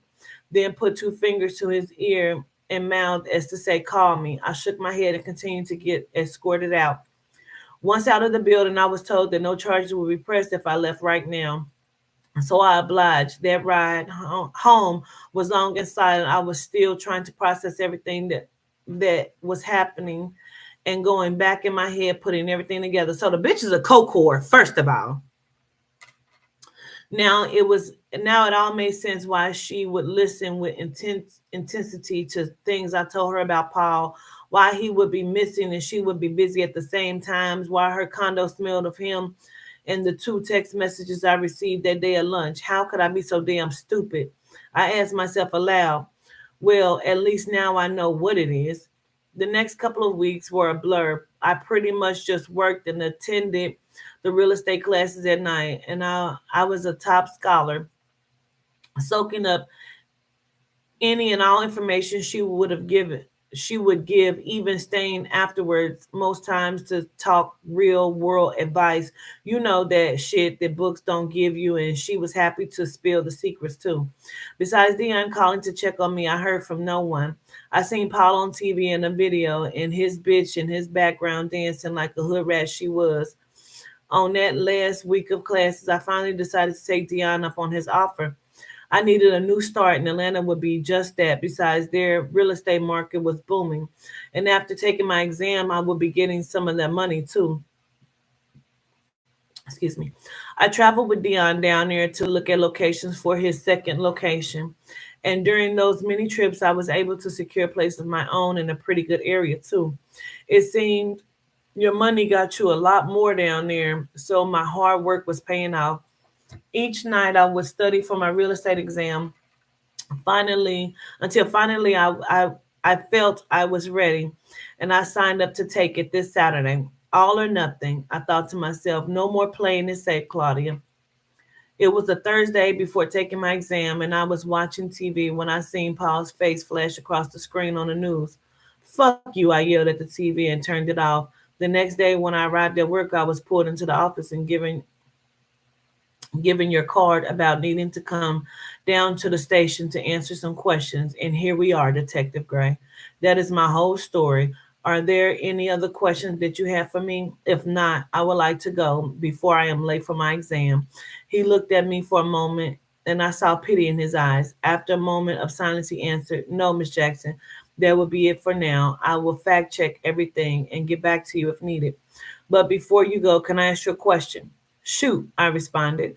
"Okay, do you think that Paul will have done something to her?"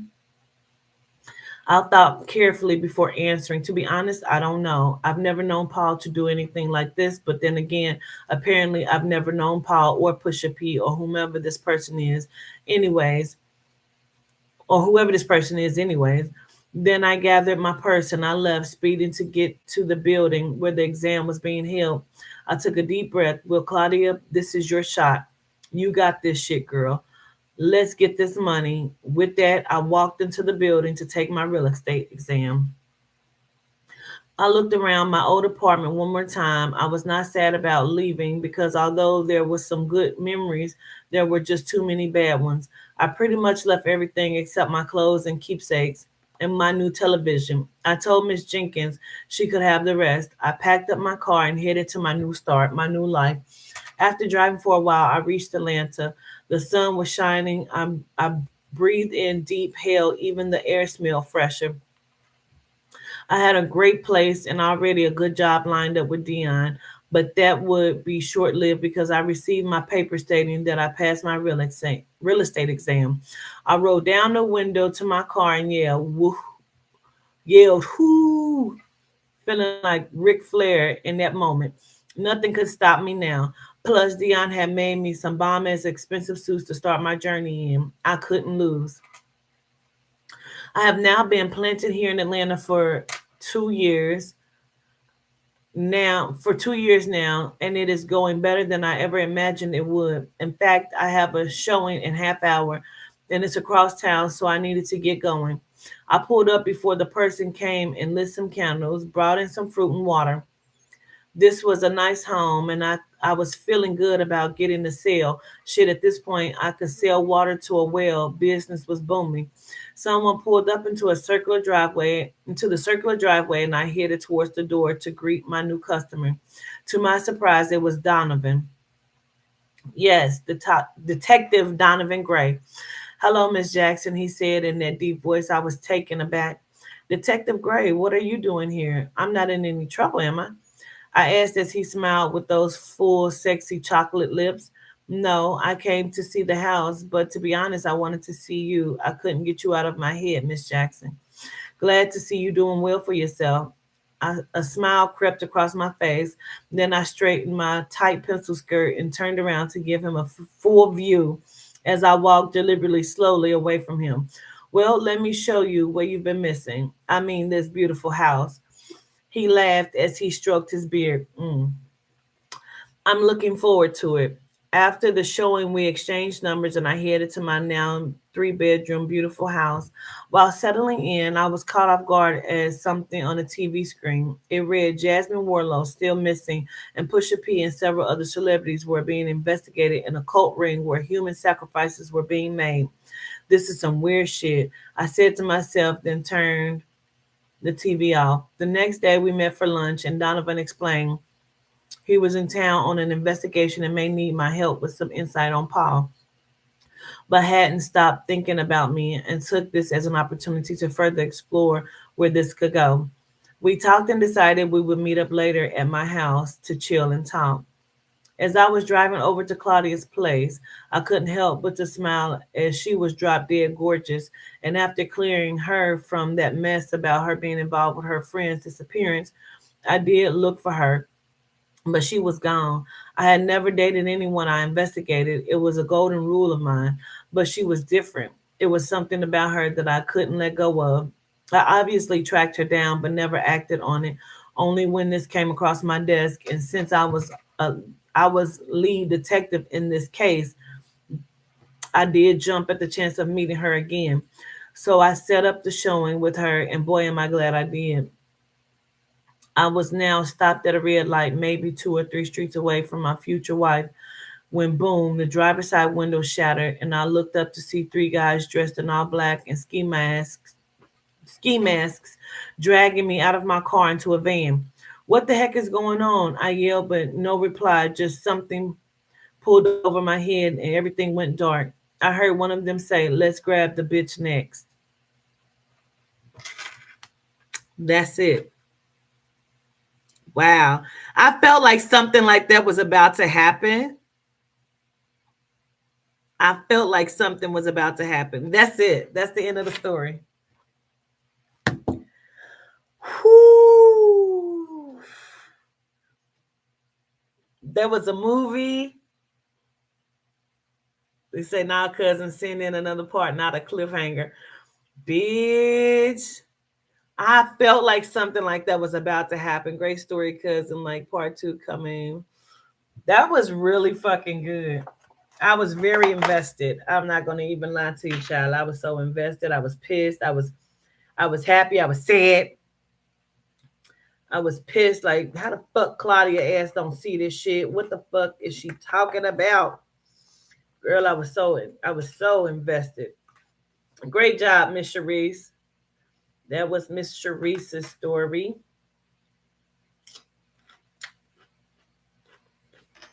Mm. Motherfucking plot twist, bitch.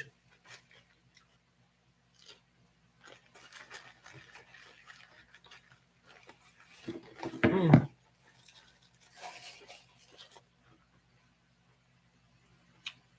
The washing and dry part. That was good as fuck. I was very invested. Okay. Great job, Miss Shanice. That was Shanice Bradley. Okay. Mhm.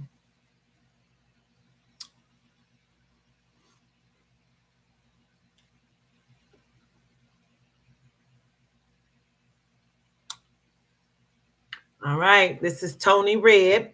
Anybody got to take a pee pee break? I do. I'm going to take a pee pee break. Eat another little piece of this here.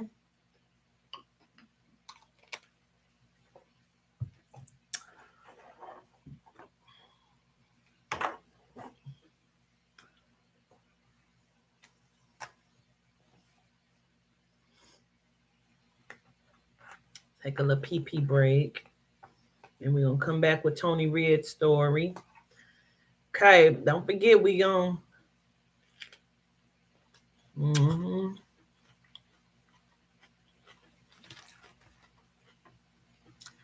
We won't get to them all tonight. We'll read them over the next few days because shit, it's Saturday. We ain't got nothing to do.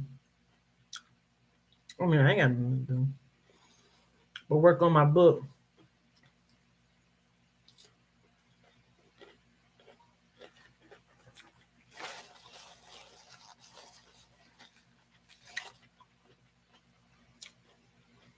That was good.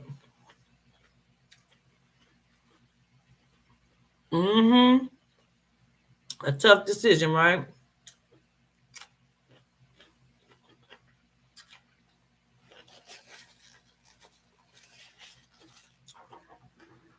Let me go use the bathroom.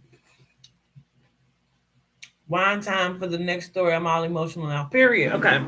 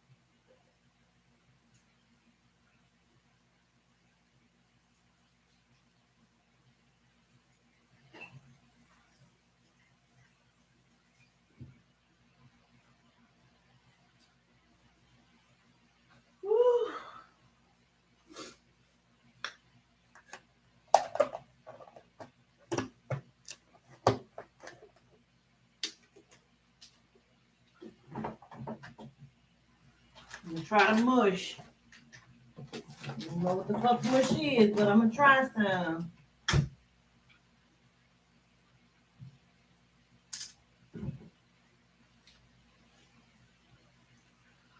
Ugh. Okay. Well, you know what they all the premises of all of them, but How they spin it is so great. Okay. Ready? All right. This is Tony B's, Tony Red. Okay. Bang, bang, bang is all I hear. I swear. Some new people just moved upstairs. Let me get up and save myself the agony. Sweeping my hands under the pillow and between the sheets, searching for my phone. I'm suddenly reminded, like every morning for the last 3 days, I'm single. It's over. At least that's the story for now. I suddenly taunt myself, fuck Tommy. I think to myself, with all the blood in my body, I guess you wondering who Tommy is. Well, Tommy is my ex, at least my latest enemy. Standing 6'4", caramel complexion, medium build, probably about 185 pounds, so body perfect. I swear his cologne is on these pages. He knew it too. This dude loved his own damn reflection. Tommy fine, but he rough around the edges. You know, he loved the fucking streets. Huh. I ain't mad. It's a time and place for everything. Oh yeah, I'm Kim with an extra capital K. 5'7", slim waist, round ass, a perfect size 13. Don't be alarmed. Um, I'm all ass and thighs. Blame my mama. She raised me up well in the suburbs of Memphis. It ain't her fault the county schools couldn't tame me, so I ended up roughing it with the inner city kids. Best move of my life, alternative school. That's where I met Tommy 6 long, hard years ago. Off and on, we had a ball, although all through high school, and his all his ends became my ends, and all his friends became my friends. Either way, everybody knew who he belonged to. We were so deep in love. I think to myself as I smacked my lips, Tommy was so low key, but everybody knew he was balling. See, Tommy come from the mud, and he been getting it like that, hustling, rapping, talent shows, throwing parties, promoting whatever, excuse me, to get that bread. My baby was that dude, and I was his number one fan, with or without it. I would have rolled with him to the rim, start to spark. With that being said, it's been 3 days and 4 nights since I sprung to this bed. It's spring break, and I'm stuck trying to figure out my next move. Tommy left, gone. No clothes, no shoes, not a fucking letter for me, no text. One call talking about he with one call talking about he with the record execs, and right now ain't the time for this call. Broken, embarrassed, I feel beat, man, ain't never been able to sleep. All night I'm steady calling, hearing the operator speak. Kim, we know you can hear us. My girl's at the door again. And if I'm being honest, I really don't want to rap about it. And I know how my girls be. My bitches be thinking I should leave Tommy ass alone. Well, I guess that's settled because this nigga gone. I'ma let him in. I grabbed me some shorts and I'm ready for the third degree. I can barely unlock the deadbolt. E come busting in. Damn, Erica, I said as she brushes past me. But I'm not at all surprised. E is short for Erica, and Erica is shorter than everybody. Yup, petite and perfect. My first friend since the first time I pulled up Kingsley Prep in alternative learning high school. Paper brown skin, 5'2", slim waist, matching thighs, plenty attitude, plus beauty. Yeah, I'm bragging on my best friend, my BFF, because she's everything. Right behind Erica, her hyper ass is my is my other BFF, and I love them both the same. Christina, aka Chris, is my bitch. Been riding with me since diapers. Our parents are neighbors, so we basically grew up together.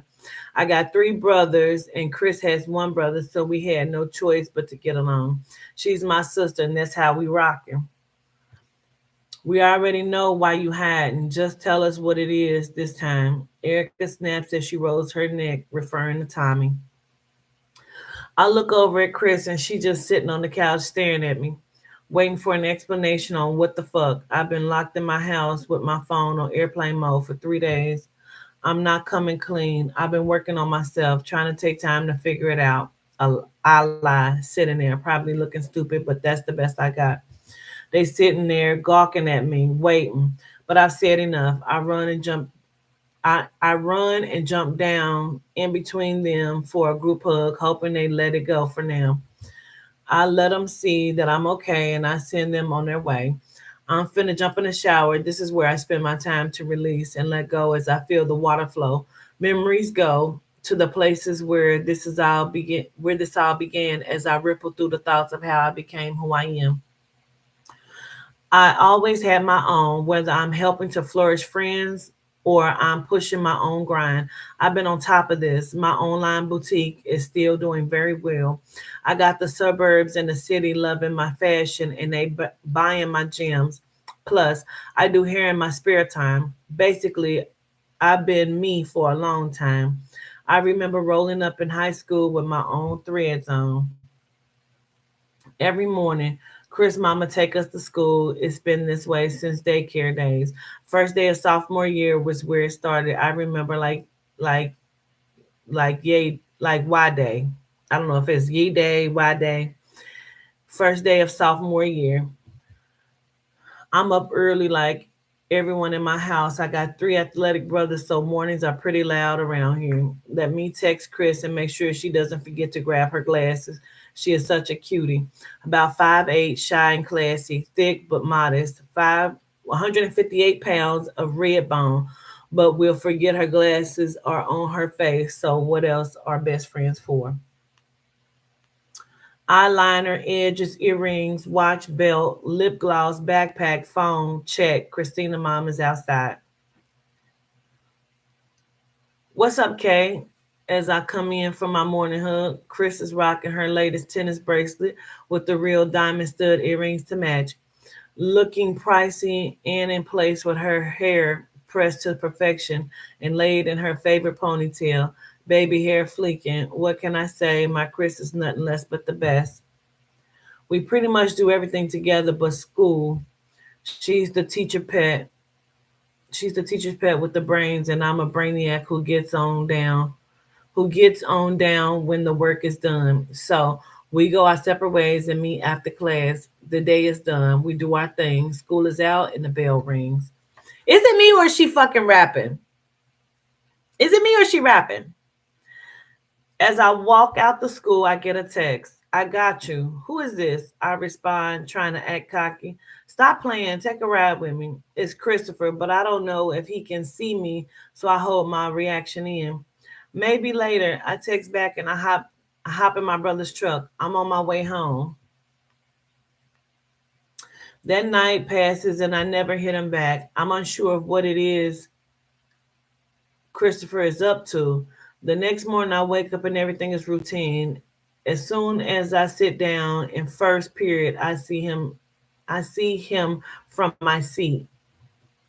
He's just standing there in the hallway, chopping it up, a smirk of his face as his eyes meet mine. And to my amazement, I felt awkward. Was I staring?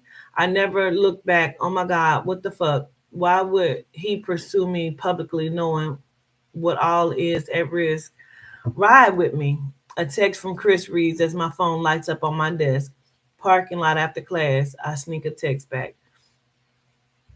I peek out the gym, double doors, and he's really outside waiting. I'm confident but shy, except with him. It's no point in hiding. He has always seen me. I mean, he really sees me. We've always been close. He was my first. I was his. We were practically raised together. Two windows apart, nothing in between us but the dark night sky, my secrets and his, as we stare at each other from our bedroom windows.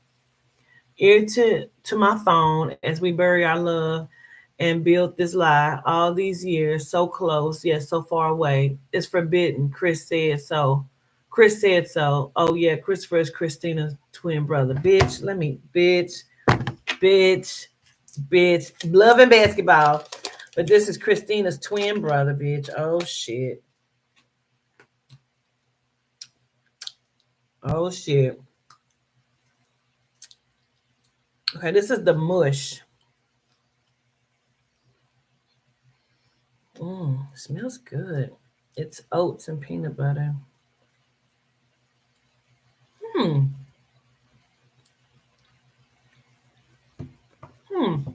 I think I want some banana with that.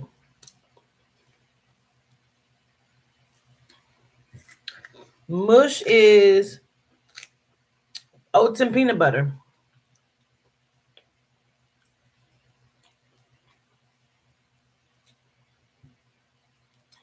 And I do believe we can have oats on this here raw vegan thing. I do believe we can have it.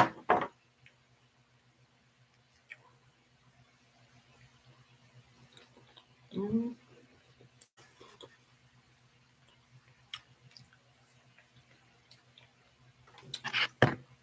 It's about to go down. I put some bananas in it. Okay. It's Christina's twin brother. We jumped in the car and ditched. Heavy on the pedal in his brand new car his parents got for him this summer. I guess being the star player on the football team has its perks. His chocolate skin waves with the taper and the dimpled cheeks don't hurt either. We ride with the music in the background. I don't want it to end, but I must admit I'm confused. All of a sudden, the summer is over, and now you want to ride me around? What's really good?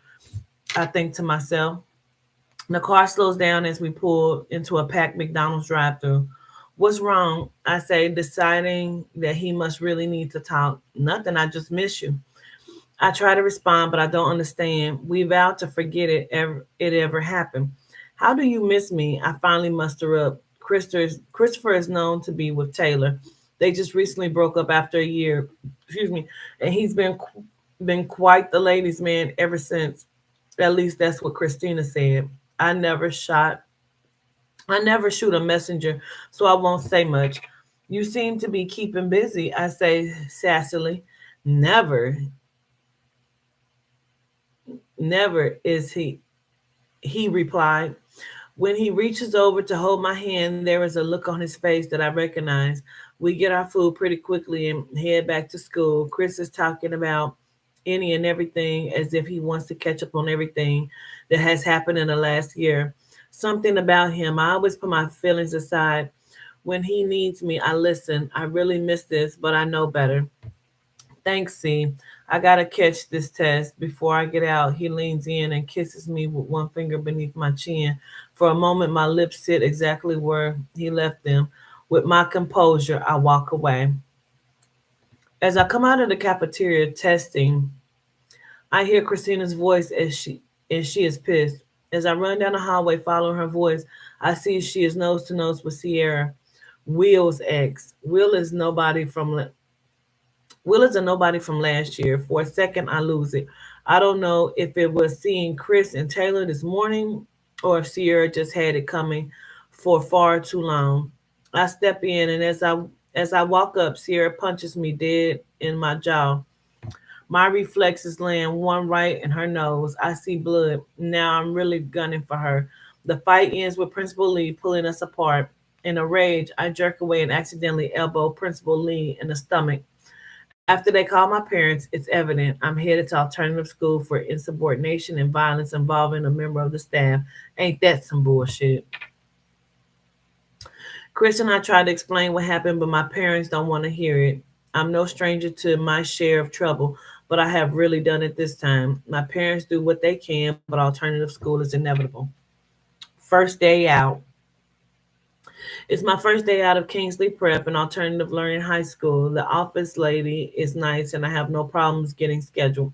Looking down at my schedule, wondering where my first class is. Hey, new girl, a guy in a red hoodie says to me with a smile. Hey, I say softly, this dude is fine as hell. I don't want to seem shocked, but damn, I'm liking this school already. I can help you with that, he says, pointing at my schedule. What's your name? He asked. Kim. I responded with a taste of pride. With a twinkle in his eye, he smiles, licks his lips in satisfaction, and says, I'm Tommy. Before he can take the papers from my hand, a girl walks up swiftly, almost to bring us back to reality as we were lost in interaction with one another. It was instant affection, like the wind blowing in our direction, like I wanted to know him, like he needed to know me, like maybe I was meant to be here. right here, right now, somehow. Gone now, she busts in between, shooing Tommy away. Leave her alone, she continues with a disgusted look on her face. Who was this girl? Locking arms as we were friends. I'm Erica, but you can call me E. This girl was very outspoken and loud. After one, giving me a one of a kind tour of the school, I finally made it to class. Immediately after class, Erica meets me in the hall. Needless to say, I had a wingman for now. After school, my brother is late. Maybe he underestimated the traffic. It's my first day and I don't need this. Kim, I hear someone call my name and I turn around and I lay my eyes on this masterpiece. It's Tommy. One earring in his left ear and the brightest smile stretching from one side to the next. I'm rarely speechless, but this boy is different. I can tell he is intrigued. Hey, I say with a smirk. You need a ride? He asks, anxious to show me his ride. No thanks, I say while reading his reaction. He smiles and passes me a note. See you tomorrow, beautiful, he replies, dragging his fingers from the note in my palm up on my forearm as he walks away. As soon as my brother arrives, I'm headed home. I look at the note, and it's his phone number written beside the letter T. The whole ride, I think of Tommy. Who is this beautiful boy? I wanted to know. I had to bite.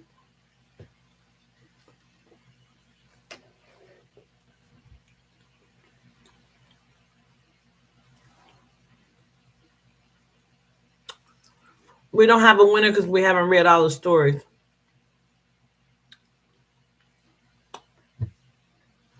I settled in very well at Kingsley. Every morning, I meet Erica out front. We catch up and eventually become close friends. I love her energy. I'm mostly subtle and shy, so I admire her in many ways. Finally, one day, I decided to ask about Tommy. He's been pressing me in school and asking why I haven't hit him up yet. I didn't come here to make friends. I have I have my people, and it's very hard for me to get close to people. Excuse me. Since my dad died, it's just me and my mom, my brothers. My heart is full. I have my best friend Christina, and I had Chris. I have no room for anyone else, especially not a boy, but I can't shake it. What's up with Tommy? I asked curiously. Girl, he gets around. Don't be a statistic. Erica laughs. Wow, I wasn't expecting that, but I still had to see what it was all about. Needless to say, me and Tommy hit it off. We was everybody's goals for every bit of 3 years. After that, we graduated. Ain't saying Erica was right about him. We had our ups and downs, but don't everybody. See, me and Tommy kind of hung in different circles. So he played his games, and I went home to my side of town and played mine. Erica went to culinary school and got her new sugar daddy to buy her a food truck. Christina went to the local university, and Chris went pro. So everything Gucci for real. Now here we are following our dreams and focusing on the future. Tommy career blew up, and I'm so excited for my baby. This is what we've been waiting on. All the long nights Tommy stayed out at the studio, and all the nights we spent grinding to pay for studio time. We finally did it. So we call all our friends and family up and have the most epic party ever. That was 4 nights ago.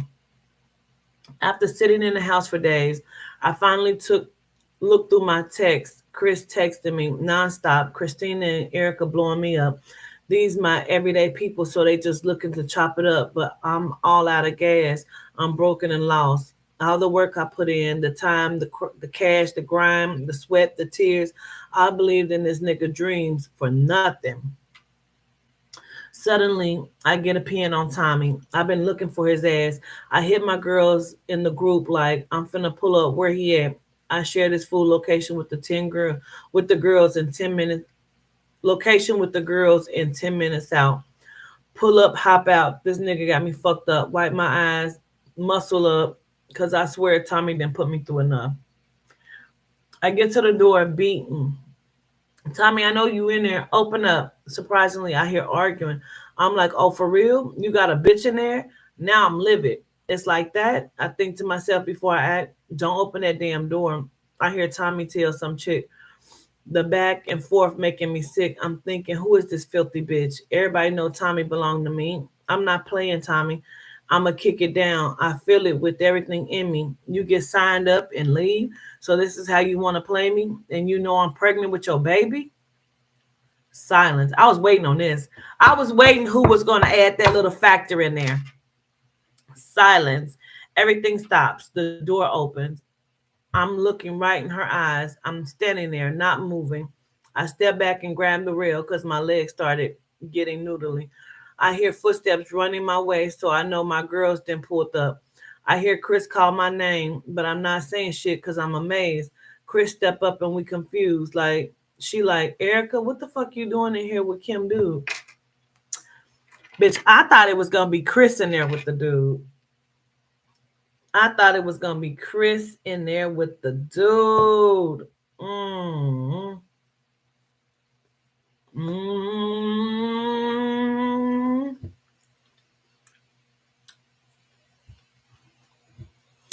Tommy is quiet.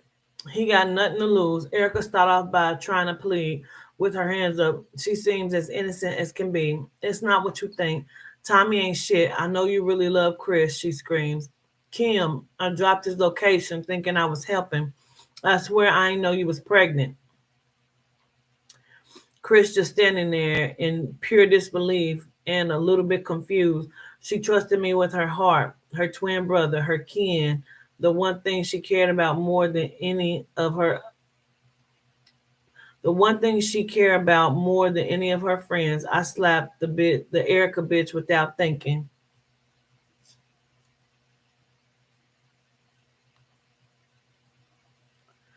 I'm confused. Wait. I'm so confused. Okay, let me just keep reading.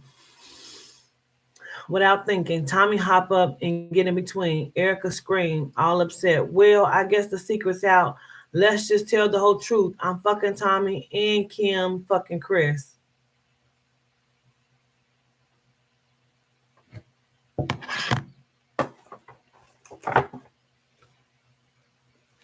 Wait, wait, wait, wait, wait, wait. Mm-mm, mm-mm. I know you fucking lying. Mm-mm. So now she ain't gonna know who the fuck she pregnant by? Mm-mm. I know you fucking lying. I know you fucking lying.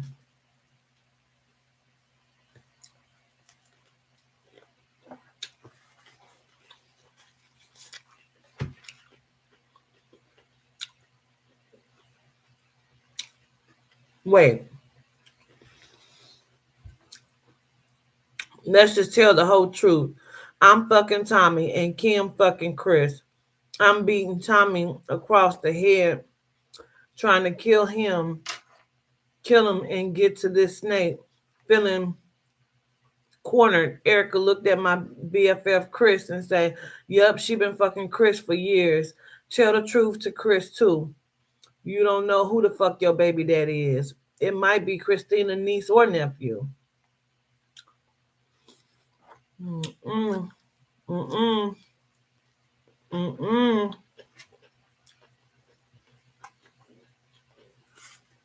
Erica got me fucked up. Erica got me fucked up.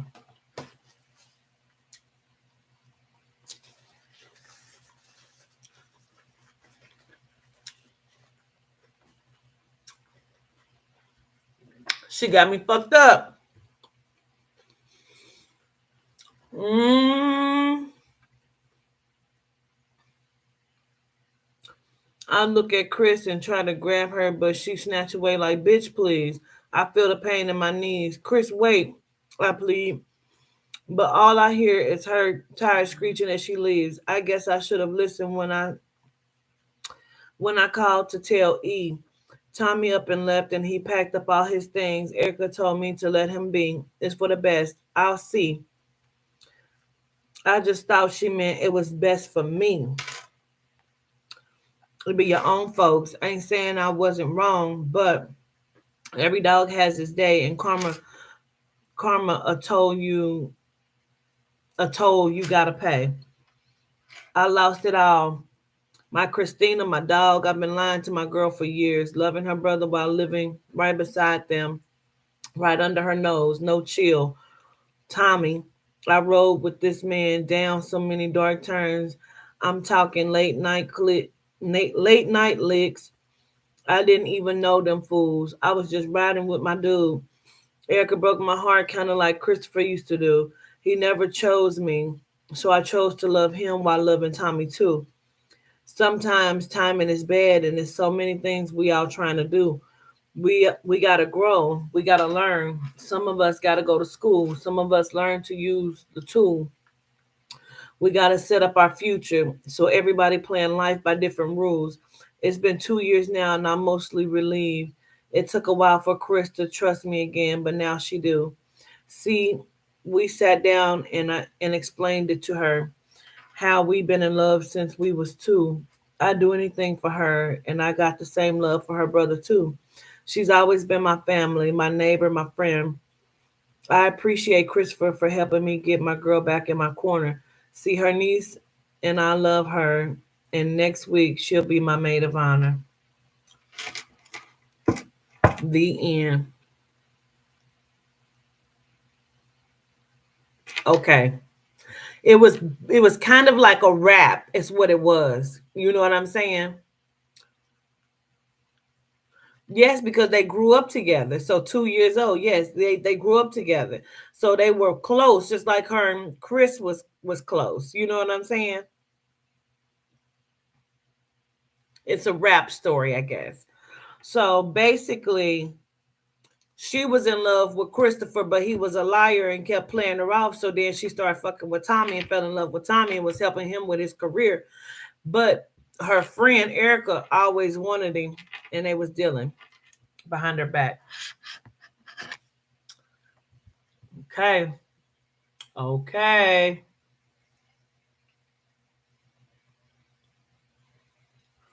Let's see. We got another one. Short story about Palavatry. I can never pronounce that name. Palavatry.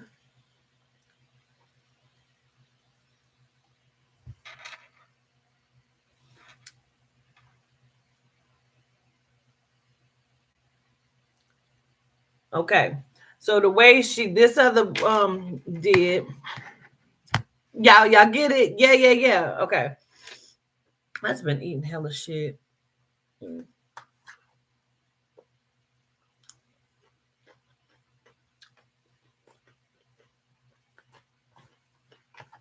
We're gonna read one more. You get it now. Okay. Yes.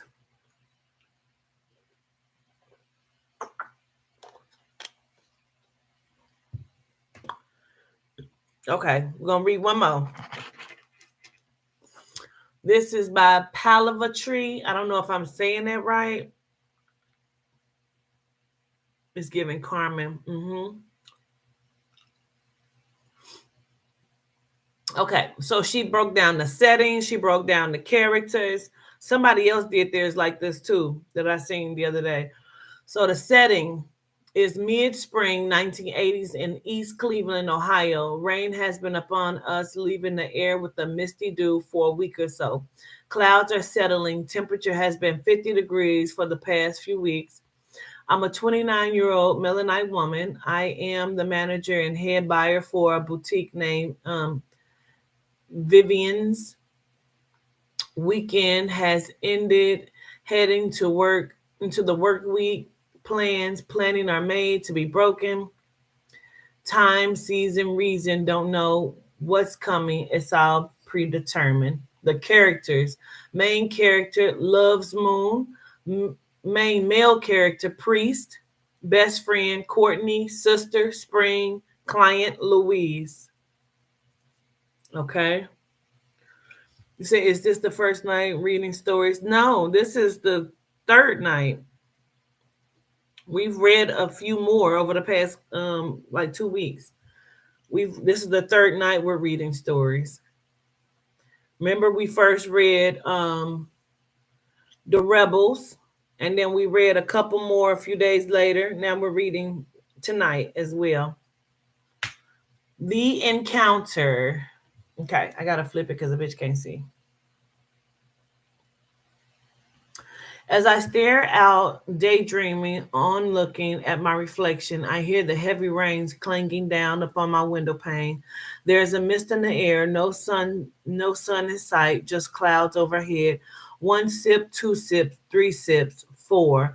My first cup of java at daybreak really gets me going. The time is dawning and I have to get ready. I hope spring brings her client into the shop. I could use the commission for next month's trip. Becoming a head buyer places me in a good position. I could own my own one day. As for now, Vivian's is the next best thing. We sell mid casual to after five garments. Hopeful Springs client client will love it and buy some things. A big order is coming in. I have to change the floor around and get the new merchandise out to be sold. Jazz playing in the background. Oh, this is the same story I read. This some of this. Duke Ellington and John Coltrane. My little brown book. Tapping my feet, nodding my head to the beat as I make my way out the door. Ring, ring. Fumbling over the phone, trying not to drop the umbrella. My sister is calling. Grand Risings. Grand Risings, Spring replied. Are you headed out? Yes, I replied. Fine, we should arrive about noonish. Is that a good time for you? Yes, that's fine for me. Also, I have another client who is looking for new pieces. He just moved here to be closer to his mom. Why is she in a bad way? Yes, older and some issues, but he stated he would be there about 1:30. Cool, prayers going up. You and your client should be finished shopping it by that time, I said in a quick response. Spring. Yes. What's his name? Priest. Priest, I replied. Yep, that is his name. Very handsome, also. I gotta go. One. Out. Spring answered. Spring is a realtor, very good at what she does. My sister makes me smile. I'm so grateful for all your help. Louise, the client said, I know I must have been a handful. No, it was a pleasure meeting you. I absolutely enjoyed your company. You enjoy your vacation. Be sure to stop by and show me all your photos. Absolutely, Louise replied. Girl, I know, sis, I feel you. A tall glass of red wine would get when you get home has your name on it. Yes, I hope she love it when she get to the islands. Caymans must be nice. Girl, you'll get there. I know, sis.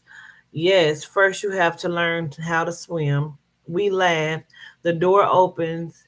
Here he is, Spring stated. As he walks in, Spring and I begin to step towards him. She extends her arms as he extends his. Nice to see you. You too, he replied. Spring turns towards me and says, This is Love's Moon. This is Priest. Pleased to meet you. You too, I replied. All right, I have to get going. I'll call you later, Spring states. One love, we hung up. She leaves, waving by and smiling at me. Wait a minute. One love, we hung. She leaves, waving by and smiling at me. As we begin, he says, Love's moon? Yes. Priest, huh? We looked at one another and smiled. When he was done shopping, he turned and gave me his business card. I then turned and handed him mine. Call me, he stated. I will. Talk to you soon. See you. Yes, you will. Priest smiled and walked away. It's been a long week, and I hope the rain will clear this weekend. So happy it's Friday. Friday without any plans? I feel like chilling anyway. Right there, my phone rings. Grand evening to you. What is happening, loves? Chilling, I replied. Come out with me, asked Courtney. In the rain, I slightly shouted. I know, but it's been planned for weeks. I don't want to go by myself. Come to the set with me. A friend invited me to his anniversary party, stated Courtney. All right. I only want to be out for a few hours, Courtney. Okay, loves. I'll be there around 9. I want you to ride with Courtney and I have been friends for the past, it says sidebar. Courtney and I have been friends for the past 10 years. We've been cool since high school. Even though our lives have differed over the years, we still manage to keep in touch and get together at least twice a month. Courtney states her last life she was a man, so she lives it to the fullest since now she has a vagina. She states she'll never get married. Consequently, this leads to a different man without remorse. At the same time, she's my thick and thin. The set anniversary party consists of 10. This is like a script, manuscript, girl. Some people are coupled off, everyone else hanging them, conversed among one another. It ended up being a very nice set. As we sit and laugh amongst each other, Courtney says, "Come on, girl, you know this is your jam." I jump up. Yeah, this is like a script. Did you already have this script? Because this is a script. Because you have like how people are sitting, where they sitting at. This is a script. I jump up, began to bounce and groove, moving my head and singing to the beat, singing no matter what they say about us. I don't care. Raheem Devon.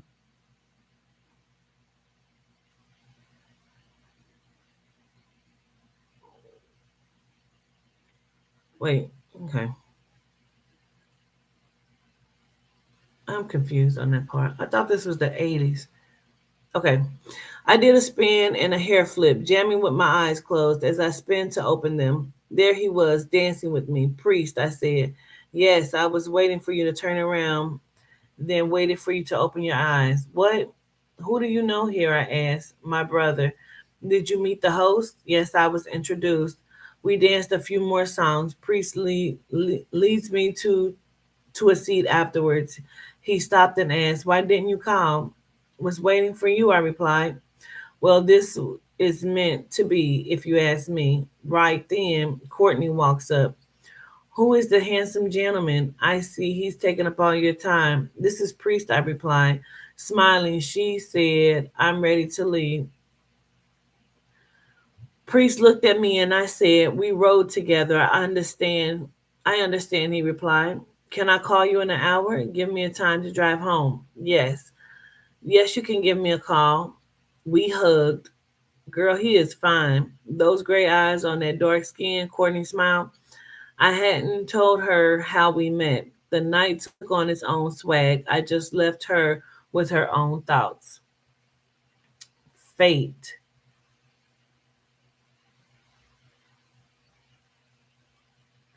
Wait, I'm confused. Okay. I'm going to just read it because I'm a little confused. You know what I mean? I'm a little confused because this feels like you already had this and you just put this in here.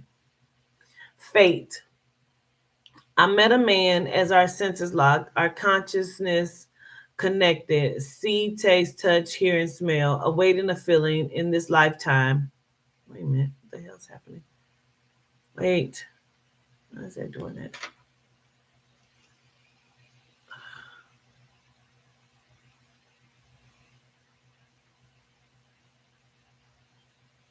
Okay, there we go.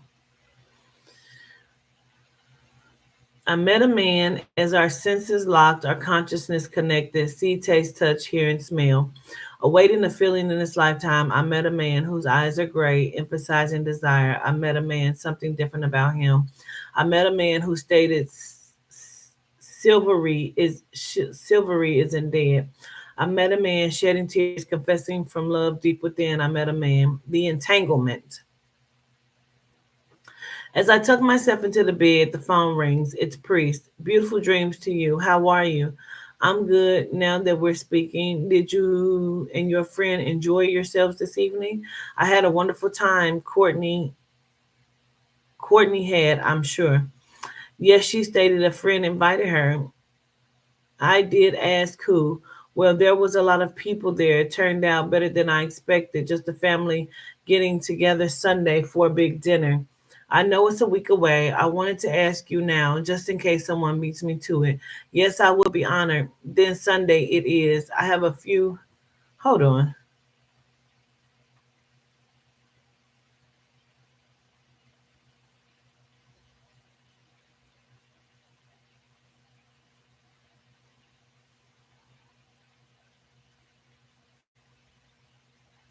This is a script.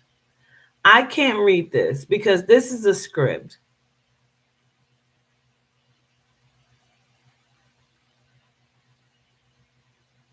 This is a script.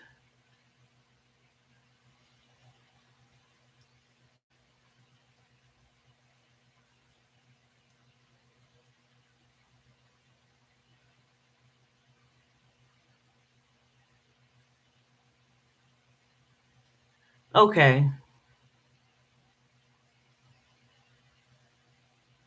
So this is my thing. This is where I'm having trouble with it, but I see it, I get it now. I had to go through it. This is a script. I see how you're taking us through it though.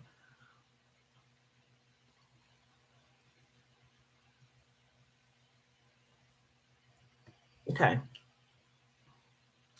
I wanted to ask you now, just in case someone beats me to it. Yes, I will be honored. Then Sunday it is. I have a few songs I'm completing this week. I'll be at the studio, long hours. If you need anything, please feel free to call or just call and say hello. I can do that. Can't wait to hear it. Hopefully the producer will love it. Then I can move forward. So you don't have to have a wife or a young lady that call you. So you don't have a wife or young lady that you call your own? No. I was seeing a young lady, but she needs to figure her life out. I'm not waiting. I liked her while she liked someone else. It all it all bumped heads about a month ago. I stopped after a long session. They were in the tub. How? Even though we hadn't been together long, she had given me a key. I came to surprise her. Well, let's just say I was the one surprised. We spoke about it. What did you do? Yeah, we spoke on it, the three of us.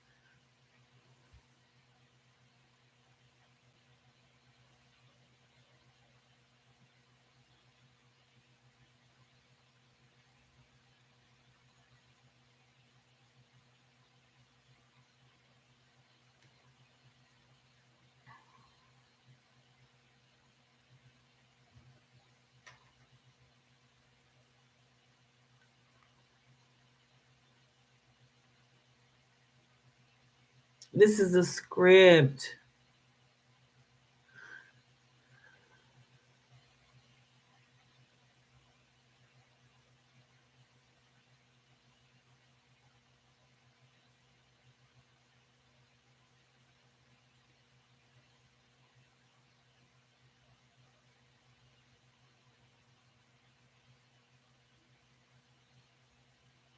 Hold on, y'all.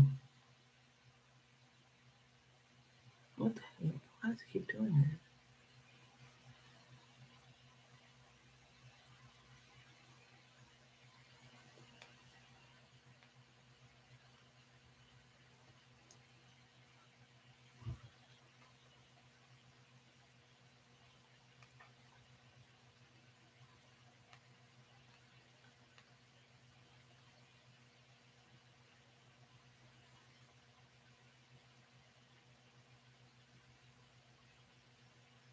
Okay. I needed to just see something really quickly. Okay.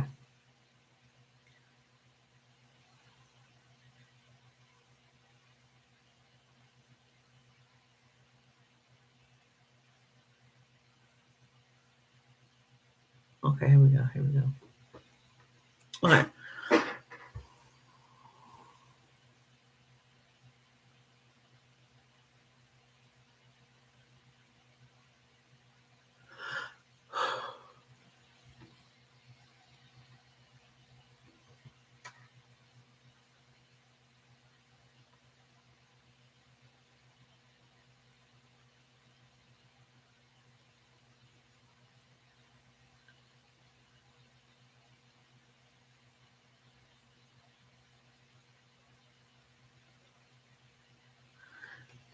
Okay. I think I understand. It's a script, right? There's not really a story. Like it's a story, but it's a script. And that's what was that like it's great. I was trying to understand. Okay. So basically what I'm reading is it's a story, but it's a script, okay? And so instead of her giving you the backstory, I'm like reading it as is because it's a scripture. You're getting the conversations between each one, and she's like giving you the breakdown of the scenes and different things like that. Okay, but I had to go through to make sure that it actually still fit. I didn't want somebody to like send in something they already had to put it in. You know what I'm saying? I wanted to make sure, although it's not following, really following the premise, but I understand. Okay.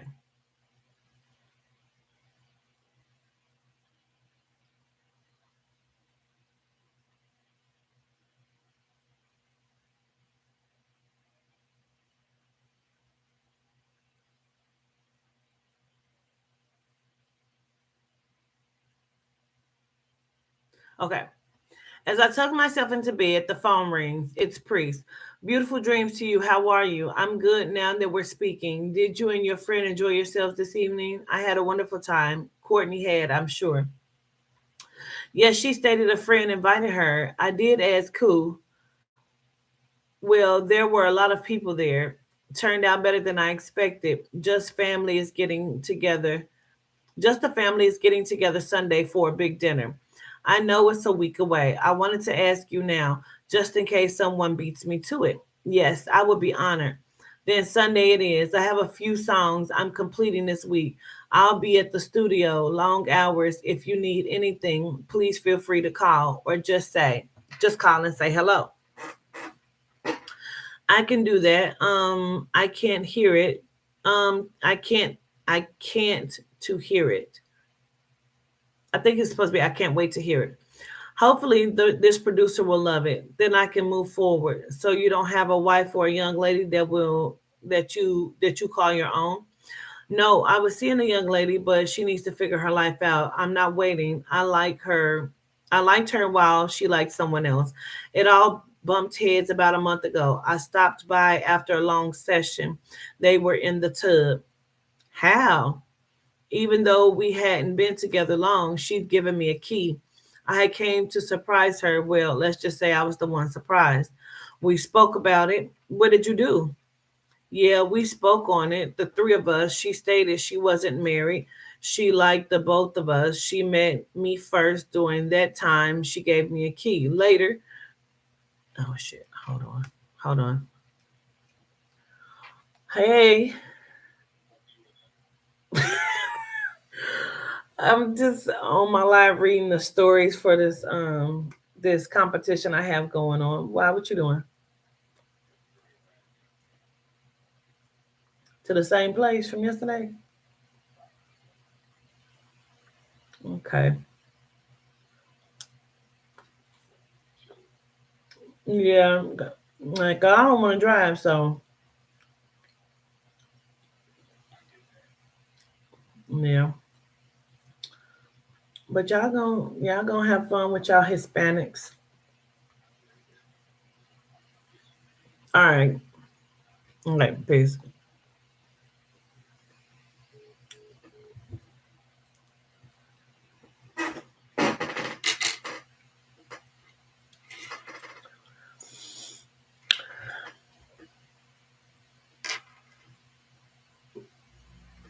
Okay. What did you do?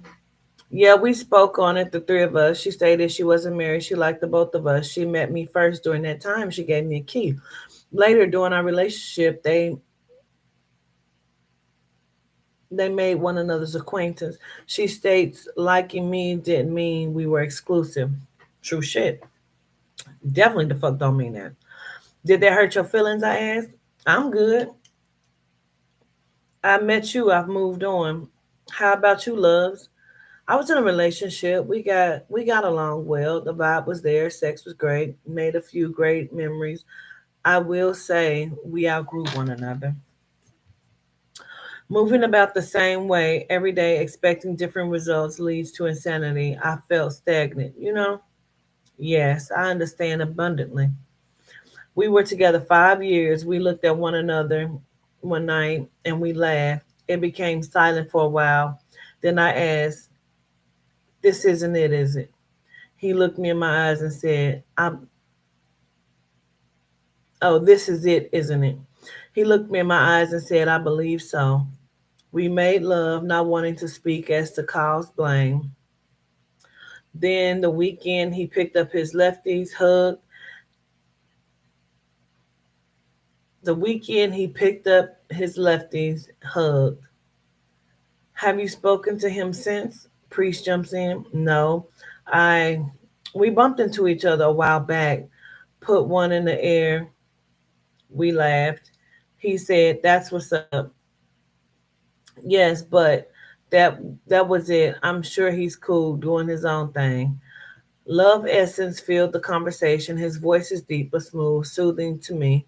As he speaks, I fall into a daydreaming state of mind. I like him. He could be the one. As I fantasize making love on our wedding night, as I run my hand across his eyebrows, leading up to his forehead, with both hands, I grip the sides of his face, rubbing and rolling my hands all on that dark complected bald head. Back to the ceremony, we said. I do. He reached for my hand as I turned to grip him to proceed down the aisle in heavenly bliss. I'm confused. I hear, "Hey, hey, what?" I slowly open my eyes. Priest is now saying, "Loves." I replied, "Yes." "Did you drift off asleep?" "I believe I had," I giggle. "Well, beautiful, I have to go. I'll call you and you definitely can call me. See you soon, loves. You Oh, she starts imagining it. Okay, she starts imagining that they were together, getting married. Okay. Yes, you too, priest. This week has flown by. No rain in the air. Sun is warming everywhere. I have a dinner date this weekend as I picked up a fabulous dress, shoes, and matching a bag. Courtney calls. "Hey girl, what's happening?" I was thinking of stopping over. Get some girl time in. So busy we haven't had time to rap. "Oh, okay. I have a bottle of wine chilling." Later that weekend, I love the fact that you only drink red wine. You're so laid back. Courtney is good for the body. I tell you, liquor is bad on the liver. What did you bring? What are you drinking? My tequila? Well, toast. I know I haven't seen you. What's been happening? I asked.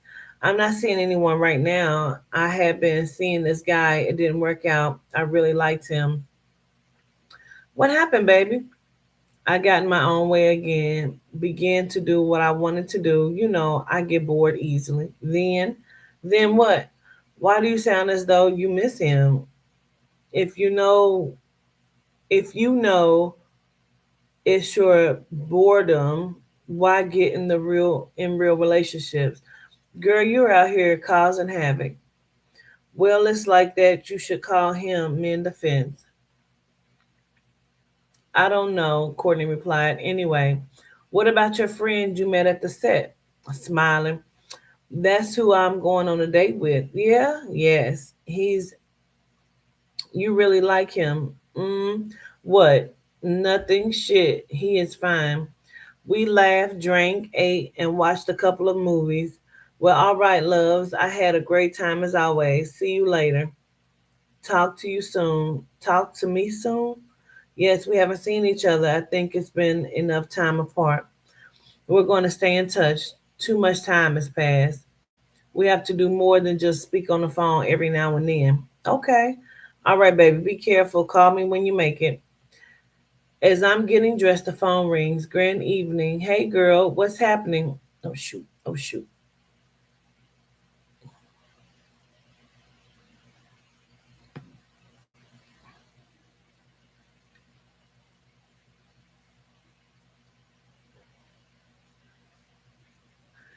Okay.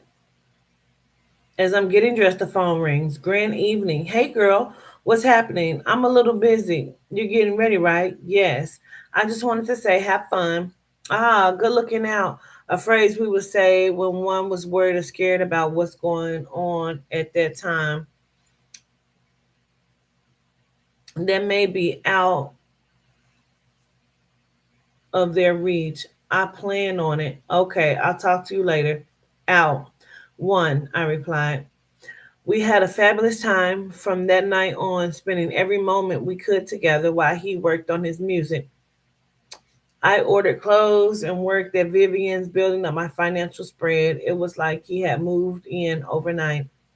Right before my eyes, love was staring into mine.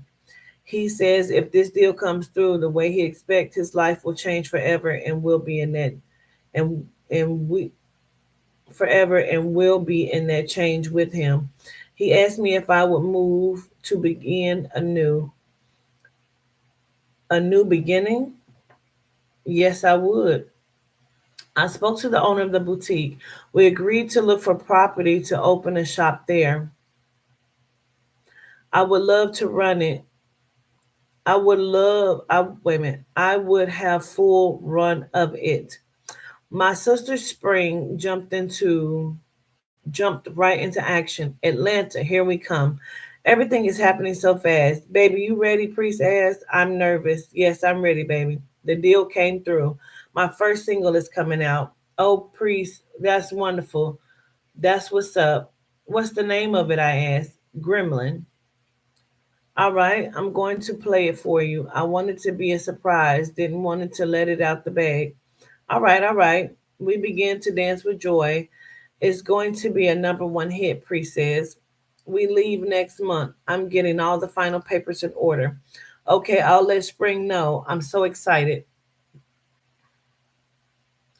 I love you, he spoke with soft and calming eyes, grabbed and kissed me with the most enduring touch, embracing my body like never before. We made love right in the middle of the living kitchen counter in the tub. Once we made it to the bedroom, we hit the floor. It was one of the most passionate nights we had. Priest and I had sealed and bond. Priest and I sealed and bond that entwined my soul. I would be his rah rah squad for life. Hey girl, what's happening? What are you doing here? As I answered the knock at the door, just wanted to see you off and give you a going away gift. Pause.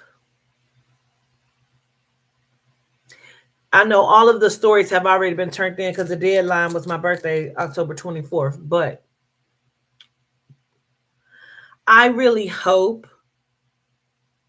it would be dope if somebody would have approached the story as if they're telling the story as if they're the first lady, but then the door, like, what if the person telling the story was actually the side chick best friend?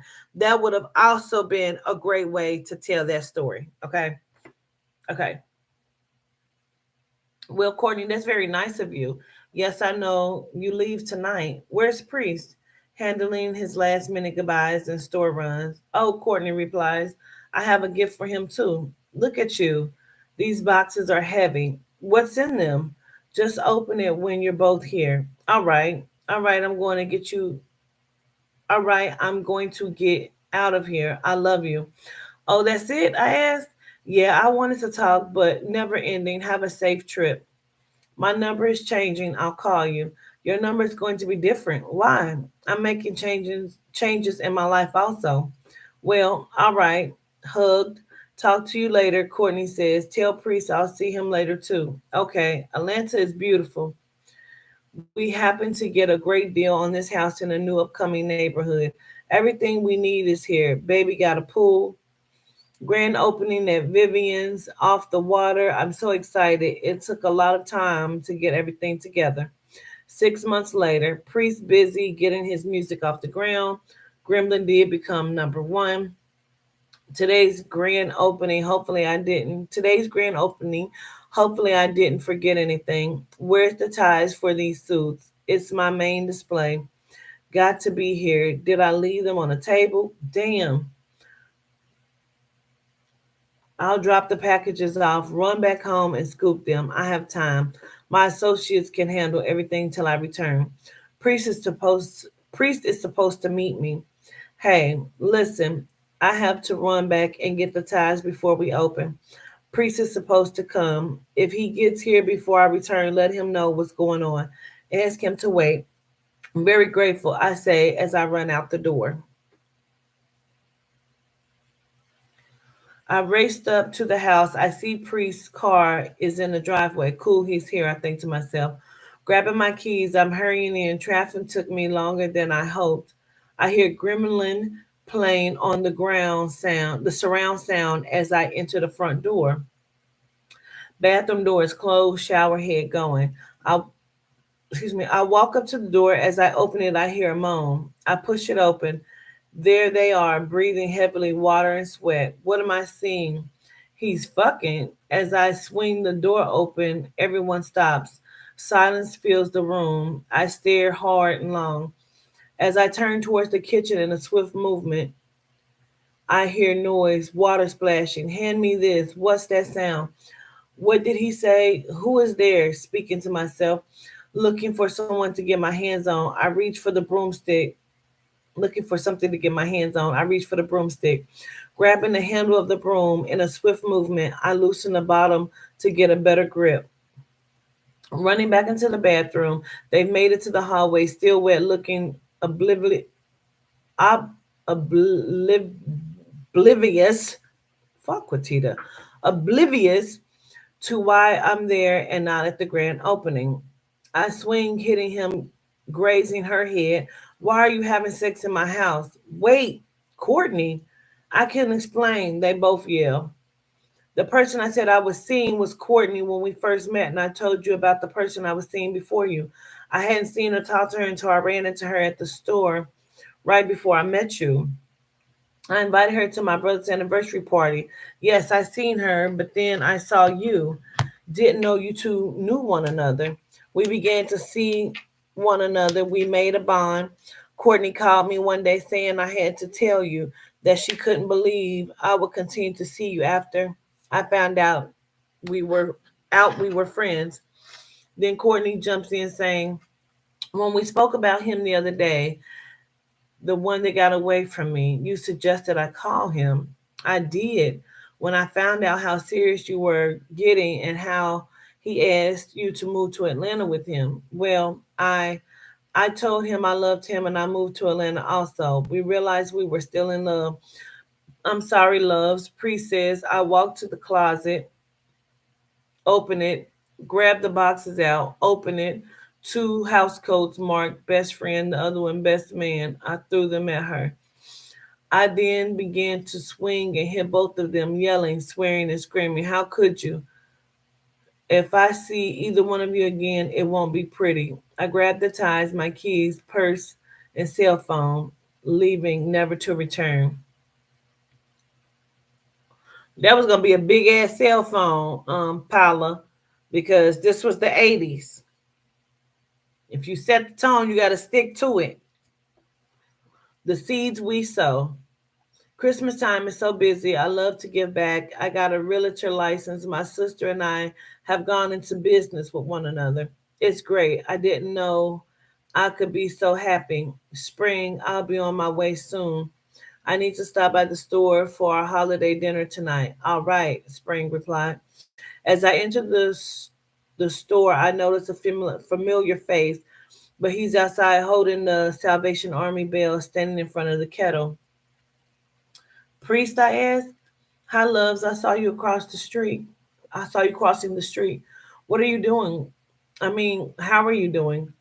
I always said if I ever get a chance to see you again, I will let you know that I'm sorry for everything that I did and for all the pain that I caused you. The record company let me go, placed me on hold when my record dropped. They took me out of the spotlight. I couldn't afford the house. It went into foreclosure. Courtney left when I lost everything. I've been homeless ever since I got back home. I got this job just for the holidays.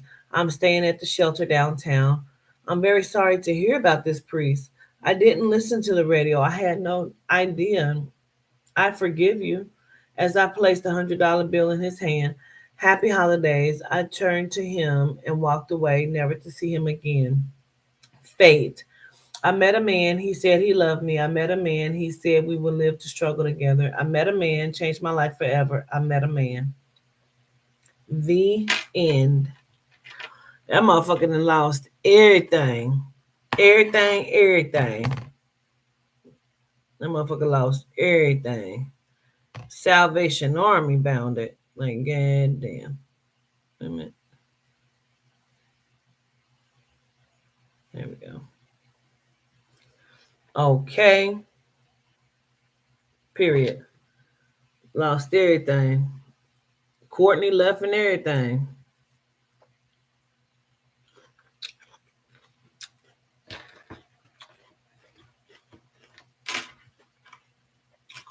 Now, I don't think it was bad. I think it was good. But like I would have liked to see it more of a story. But in my head, as I'm reading it, I'm having to say who's saying what.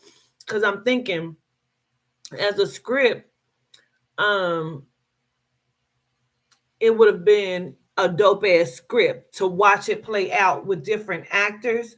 You know what I'm saying? That would have been dope as fuck to watch how that played out.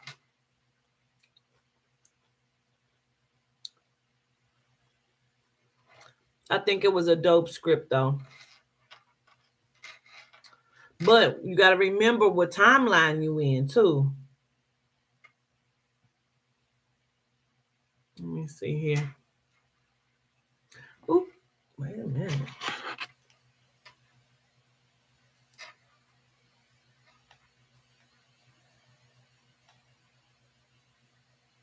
Okay.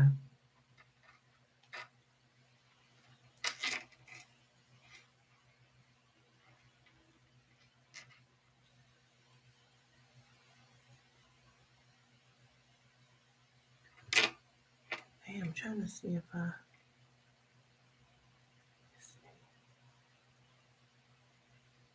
Nope, I ain't gonna do it right. Okay. Okay. We still have several more, but we'll read one more.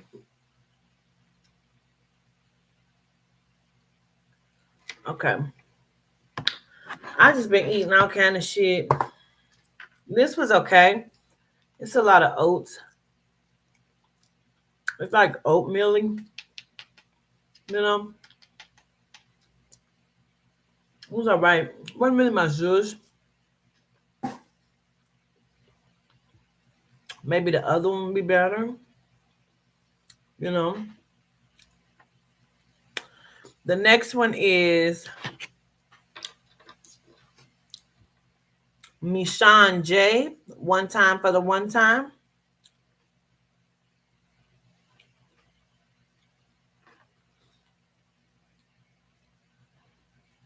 I was trying to get it in a different thing because this is how it looked. So I'm trying to get it different. Like if I open it in something else,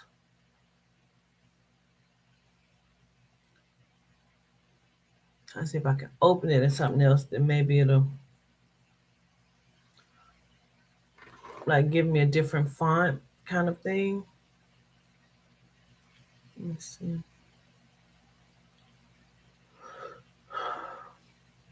Okay.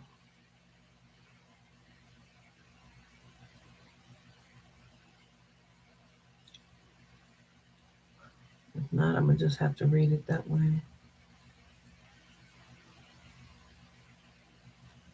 Okay, well it's okay. We'll read it. Well, it's already over with. This is a challenge that's been going on for a little bit over a month, and the prize is $200. Whoever has the best story. Hey, Aunt, whoever has the best story. But my plan is to take all of the stories and put them together in one book and see if I can have it published. Um, Well, whenever it may be, Miss Tari, please be patient, okay, honey? We're gonna get to it. We still have several ones. It depends on when you sent it. They were all due October 24th, and we have quite a few of them. So please be patient if you can, whenever that may be. Y'all be trying to be shady, and I don't like it. Don't ever throw shade at me, okay? No, that was shade. You say I will, but that was shade. I catches it. Please believe it. Okay. Please call me Quatita. I don't go by Queen. Let me use the bathroom, y'all.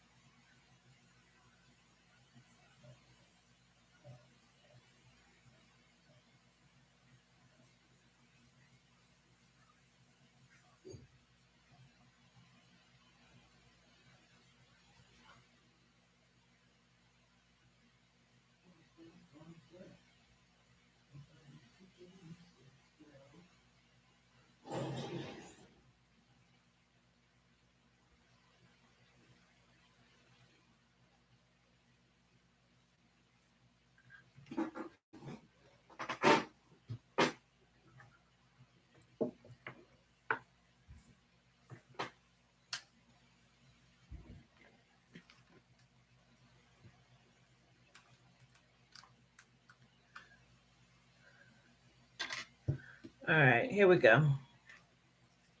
This is called One Time for the One Time. Shit, times are different now. Accomplished quite a bit. I've accomplished quite a bit. Kind of cool for a chick with nothing but plan A since I was 15. My mama tried hard to instill that same doubt and fear she had into me. She was too afraid to chase her dreams and too afraid for me to fly.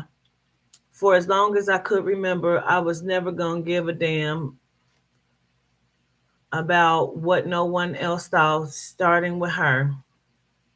The circle would be the year 2000. Pencils drumming against those beat beat up ass desk in my sixth period. It's almost time to go home. Mr. Whitfield and his imaginary bangs being pushed behind his ear end up in front of the class, hating. All I remember was him yelling, Chanel. Yes, Chanel, like the bags. I'm in the back of the class riding the beat. Who the want it? I'll grab and Chris Brown. I'll grab and Chris Brown. You think you can run? If you think you can run it, then run it. I heard him calling me, but he was gonna hear me too. That was the world history, and I had a 2.0 GPA in that class. Nah, I'm playing, but for real, I had a D average in there. I couldn't understand why it was so boring. Probably because it was all fabricated. All honesty, I thought about Hold on. I wish I could make this small because it's hard for me to see it. Okay, let me see if I can do it this way. There we go.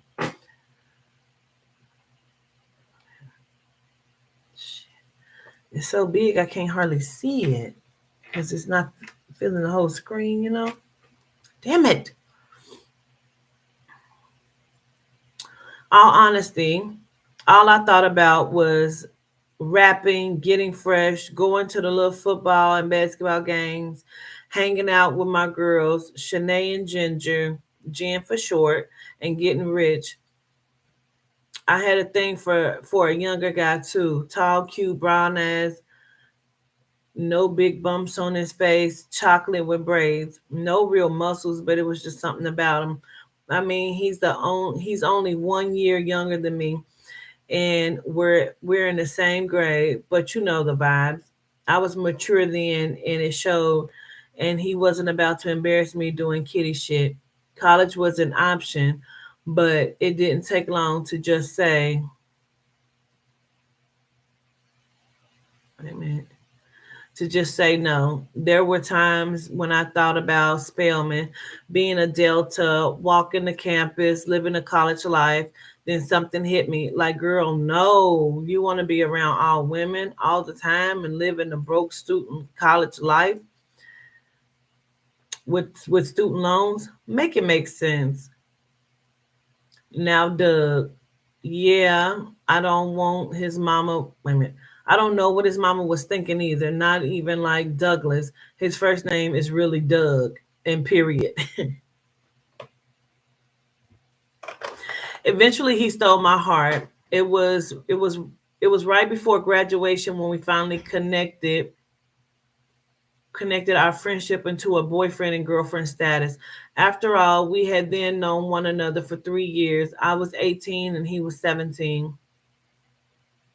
Doug was an inspiring athlete and architect, but after two rolled Achilles injuries early in our senior year and lack of funds, when his scholarships fell through, he was like, "Fuck it, I'll just find work locally." For me, that wasn't a problem because we loved one another greatly and we were young and having fun. As long as he felt happy about his decision, I was cool with it too. Doug ended up going from warehouse worker at UPS to fine ass driver. At 19, he was already making $22 an hour. I was shopping my demo around because there was nothing I wanted more than a deal or at least be making enough money to stay independent. So, Sam Ash, here I come, LOL. Fast forward 2 years, I'm almost 22 and I'm assistant manager at Sam Ash, and Doug just turned 21, and he's making $27 an hour, and we live together in a cute two-bedroom with 1.5 bathrooms in Brick Hill, Florida. People talk trash about my job, feeling like it's not enough or like it'll never measure up to what Doug makes. However, the point they're missing where me where me being a genius puts them to shame. I don't pay for studio time. I record everything on my breaks and or after work or early in the AM before the store even opens. I'm not being bullied into giving up my pussy for records by execs. I taught myself how to run the boards. Jen and Shanae come through sometimes, but they're mostly in school or working as well. Jen has more time since she went to nail school and landed her dream job, but Shanae, not so much because she's studying to be an RN and working. Lately, I've been really grinding. I'm ready to move, but it's important that I build up my catalog first. Make sure every song is a banger and shop each track separately. Not as an album. To date my man.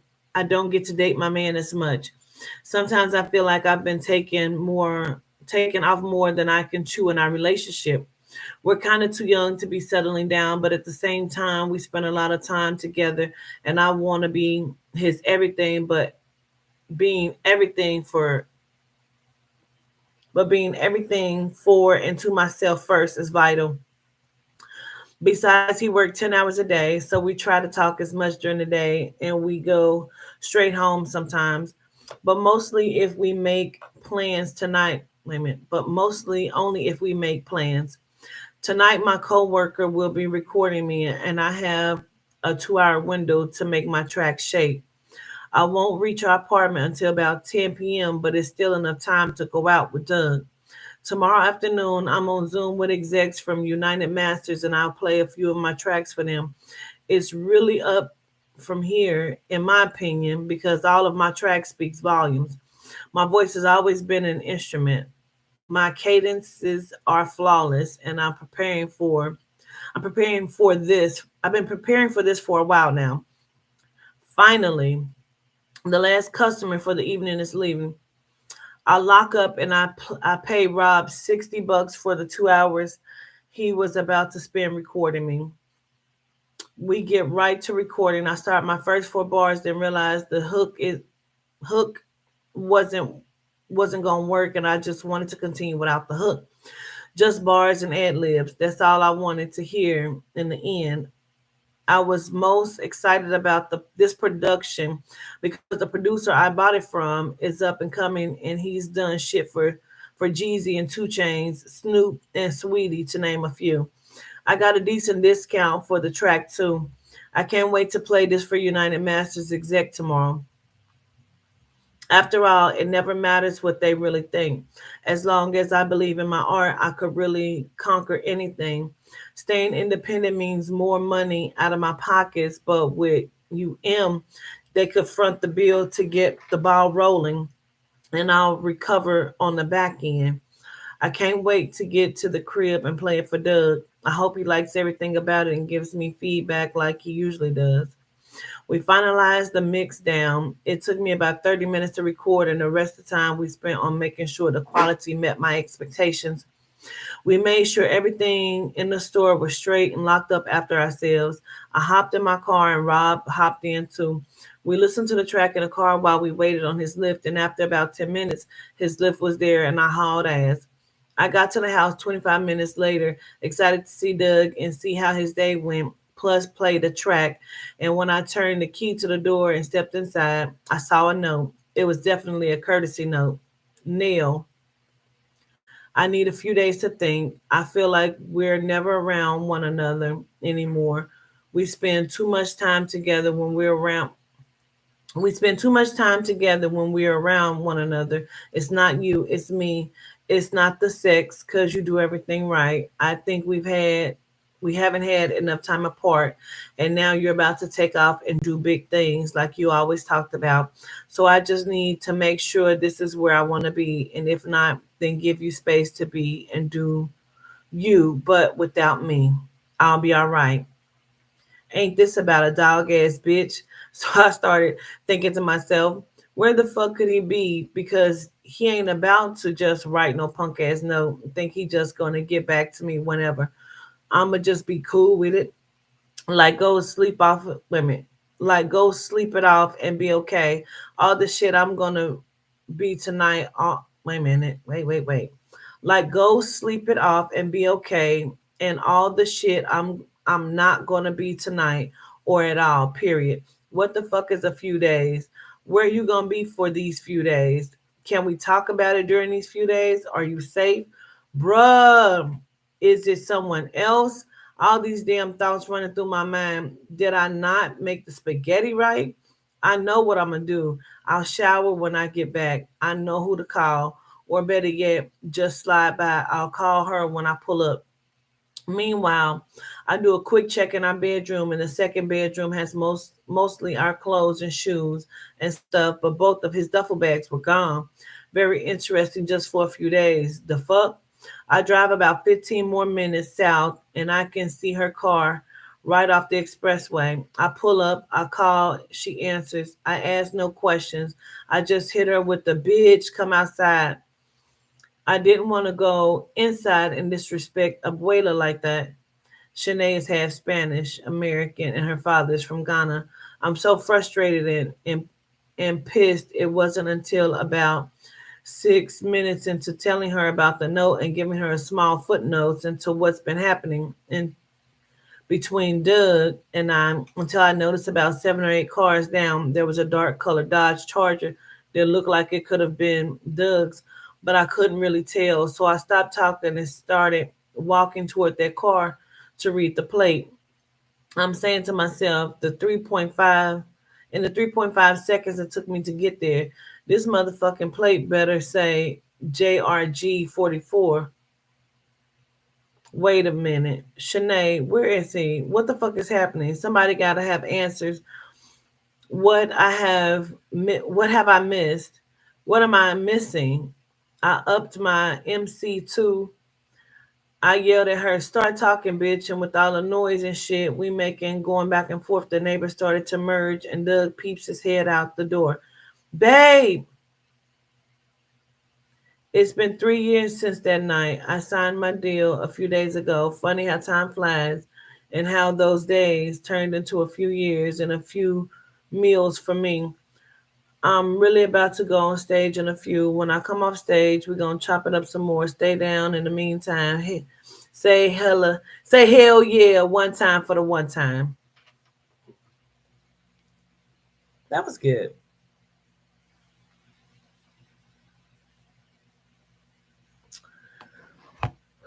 Well, my eyes need a motherfucking break.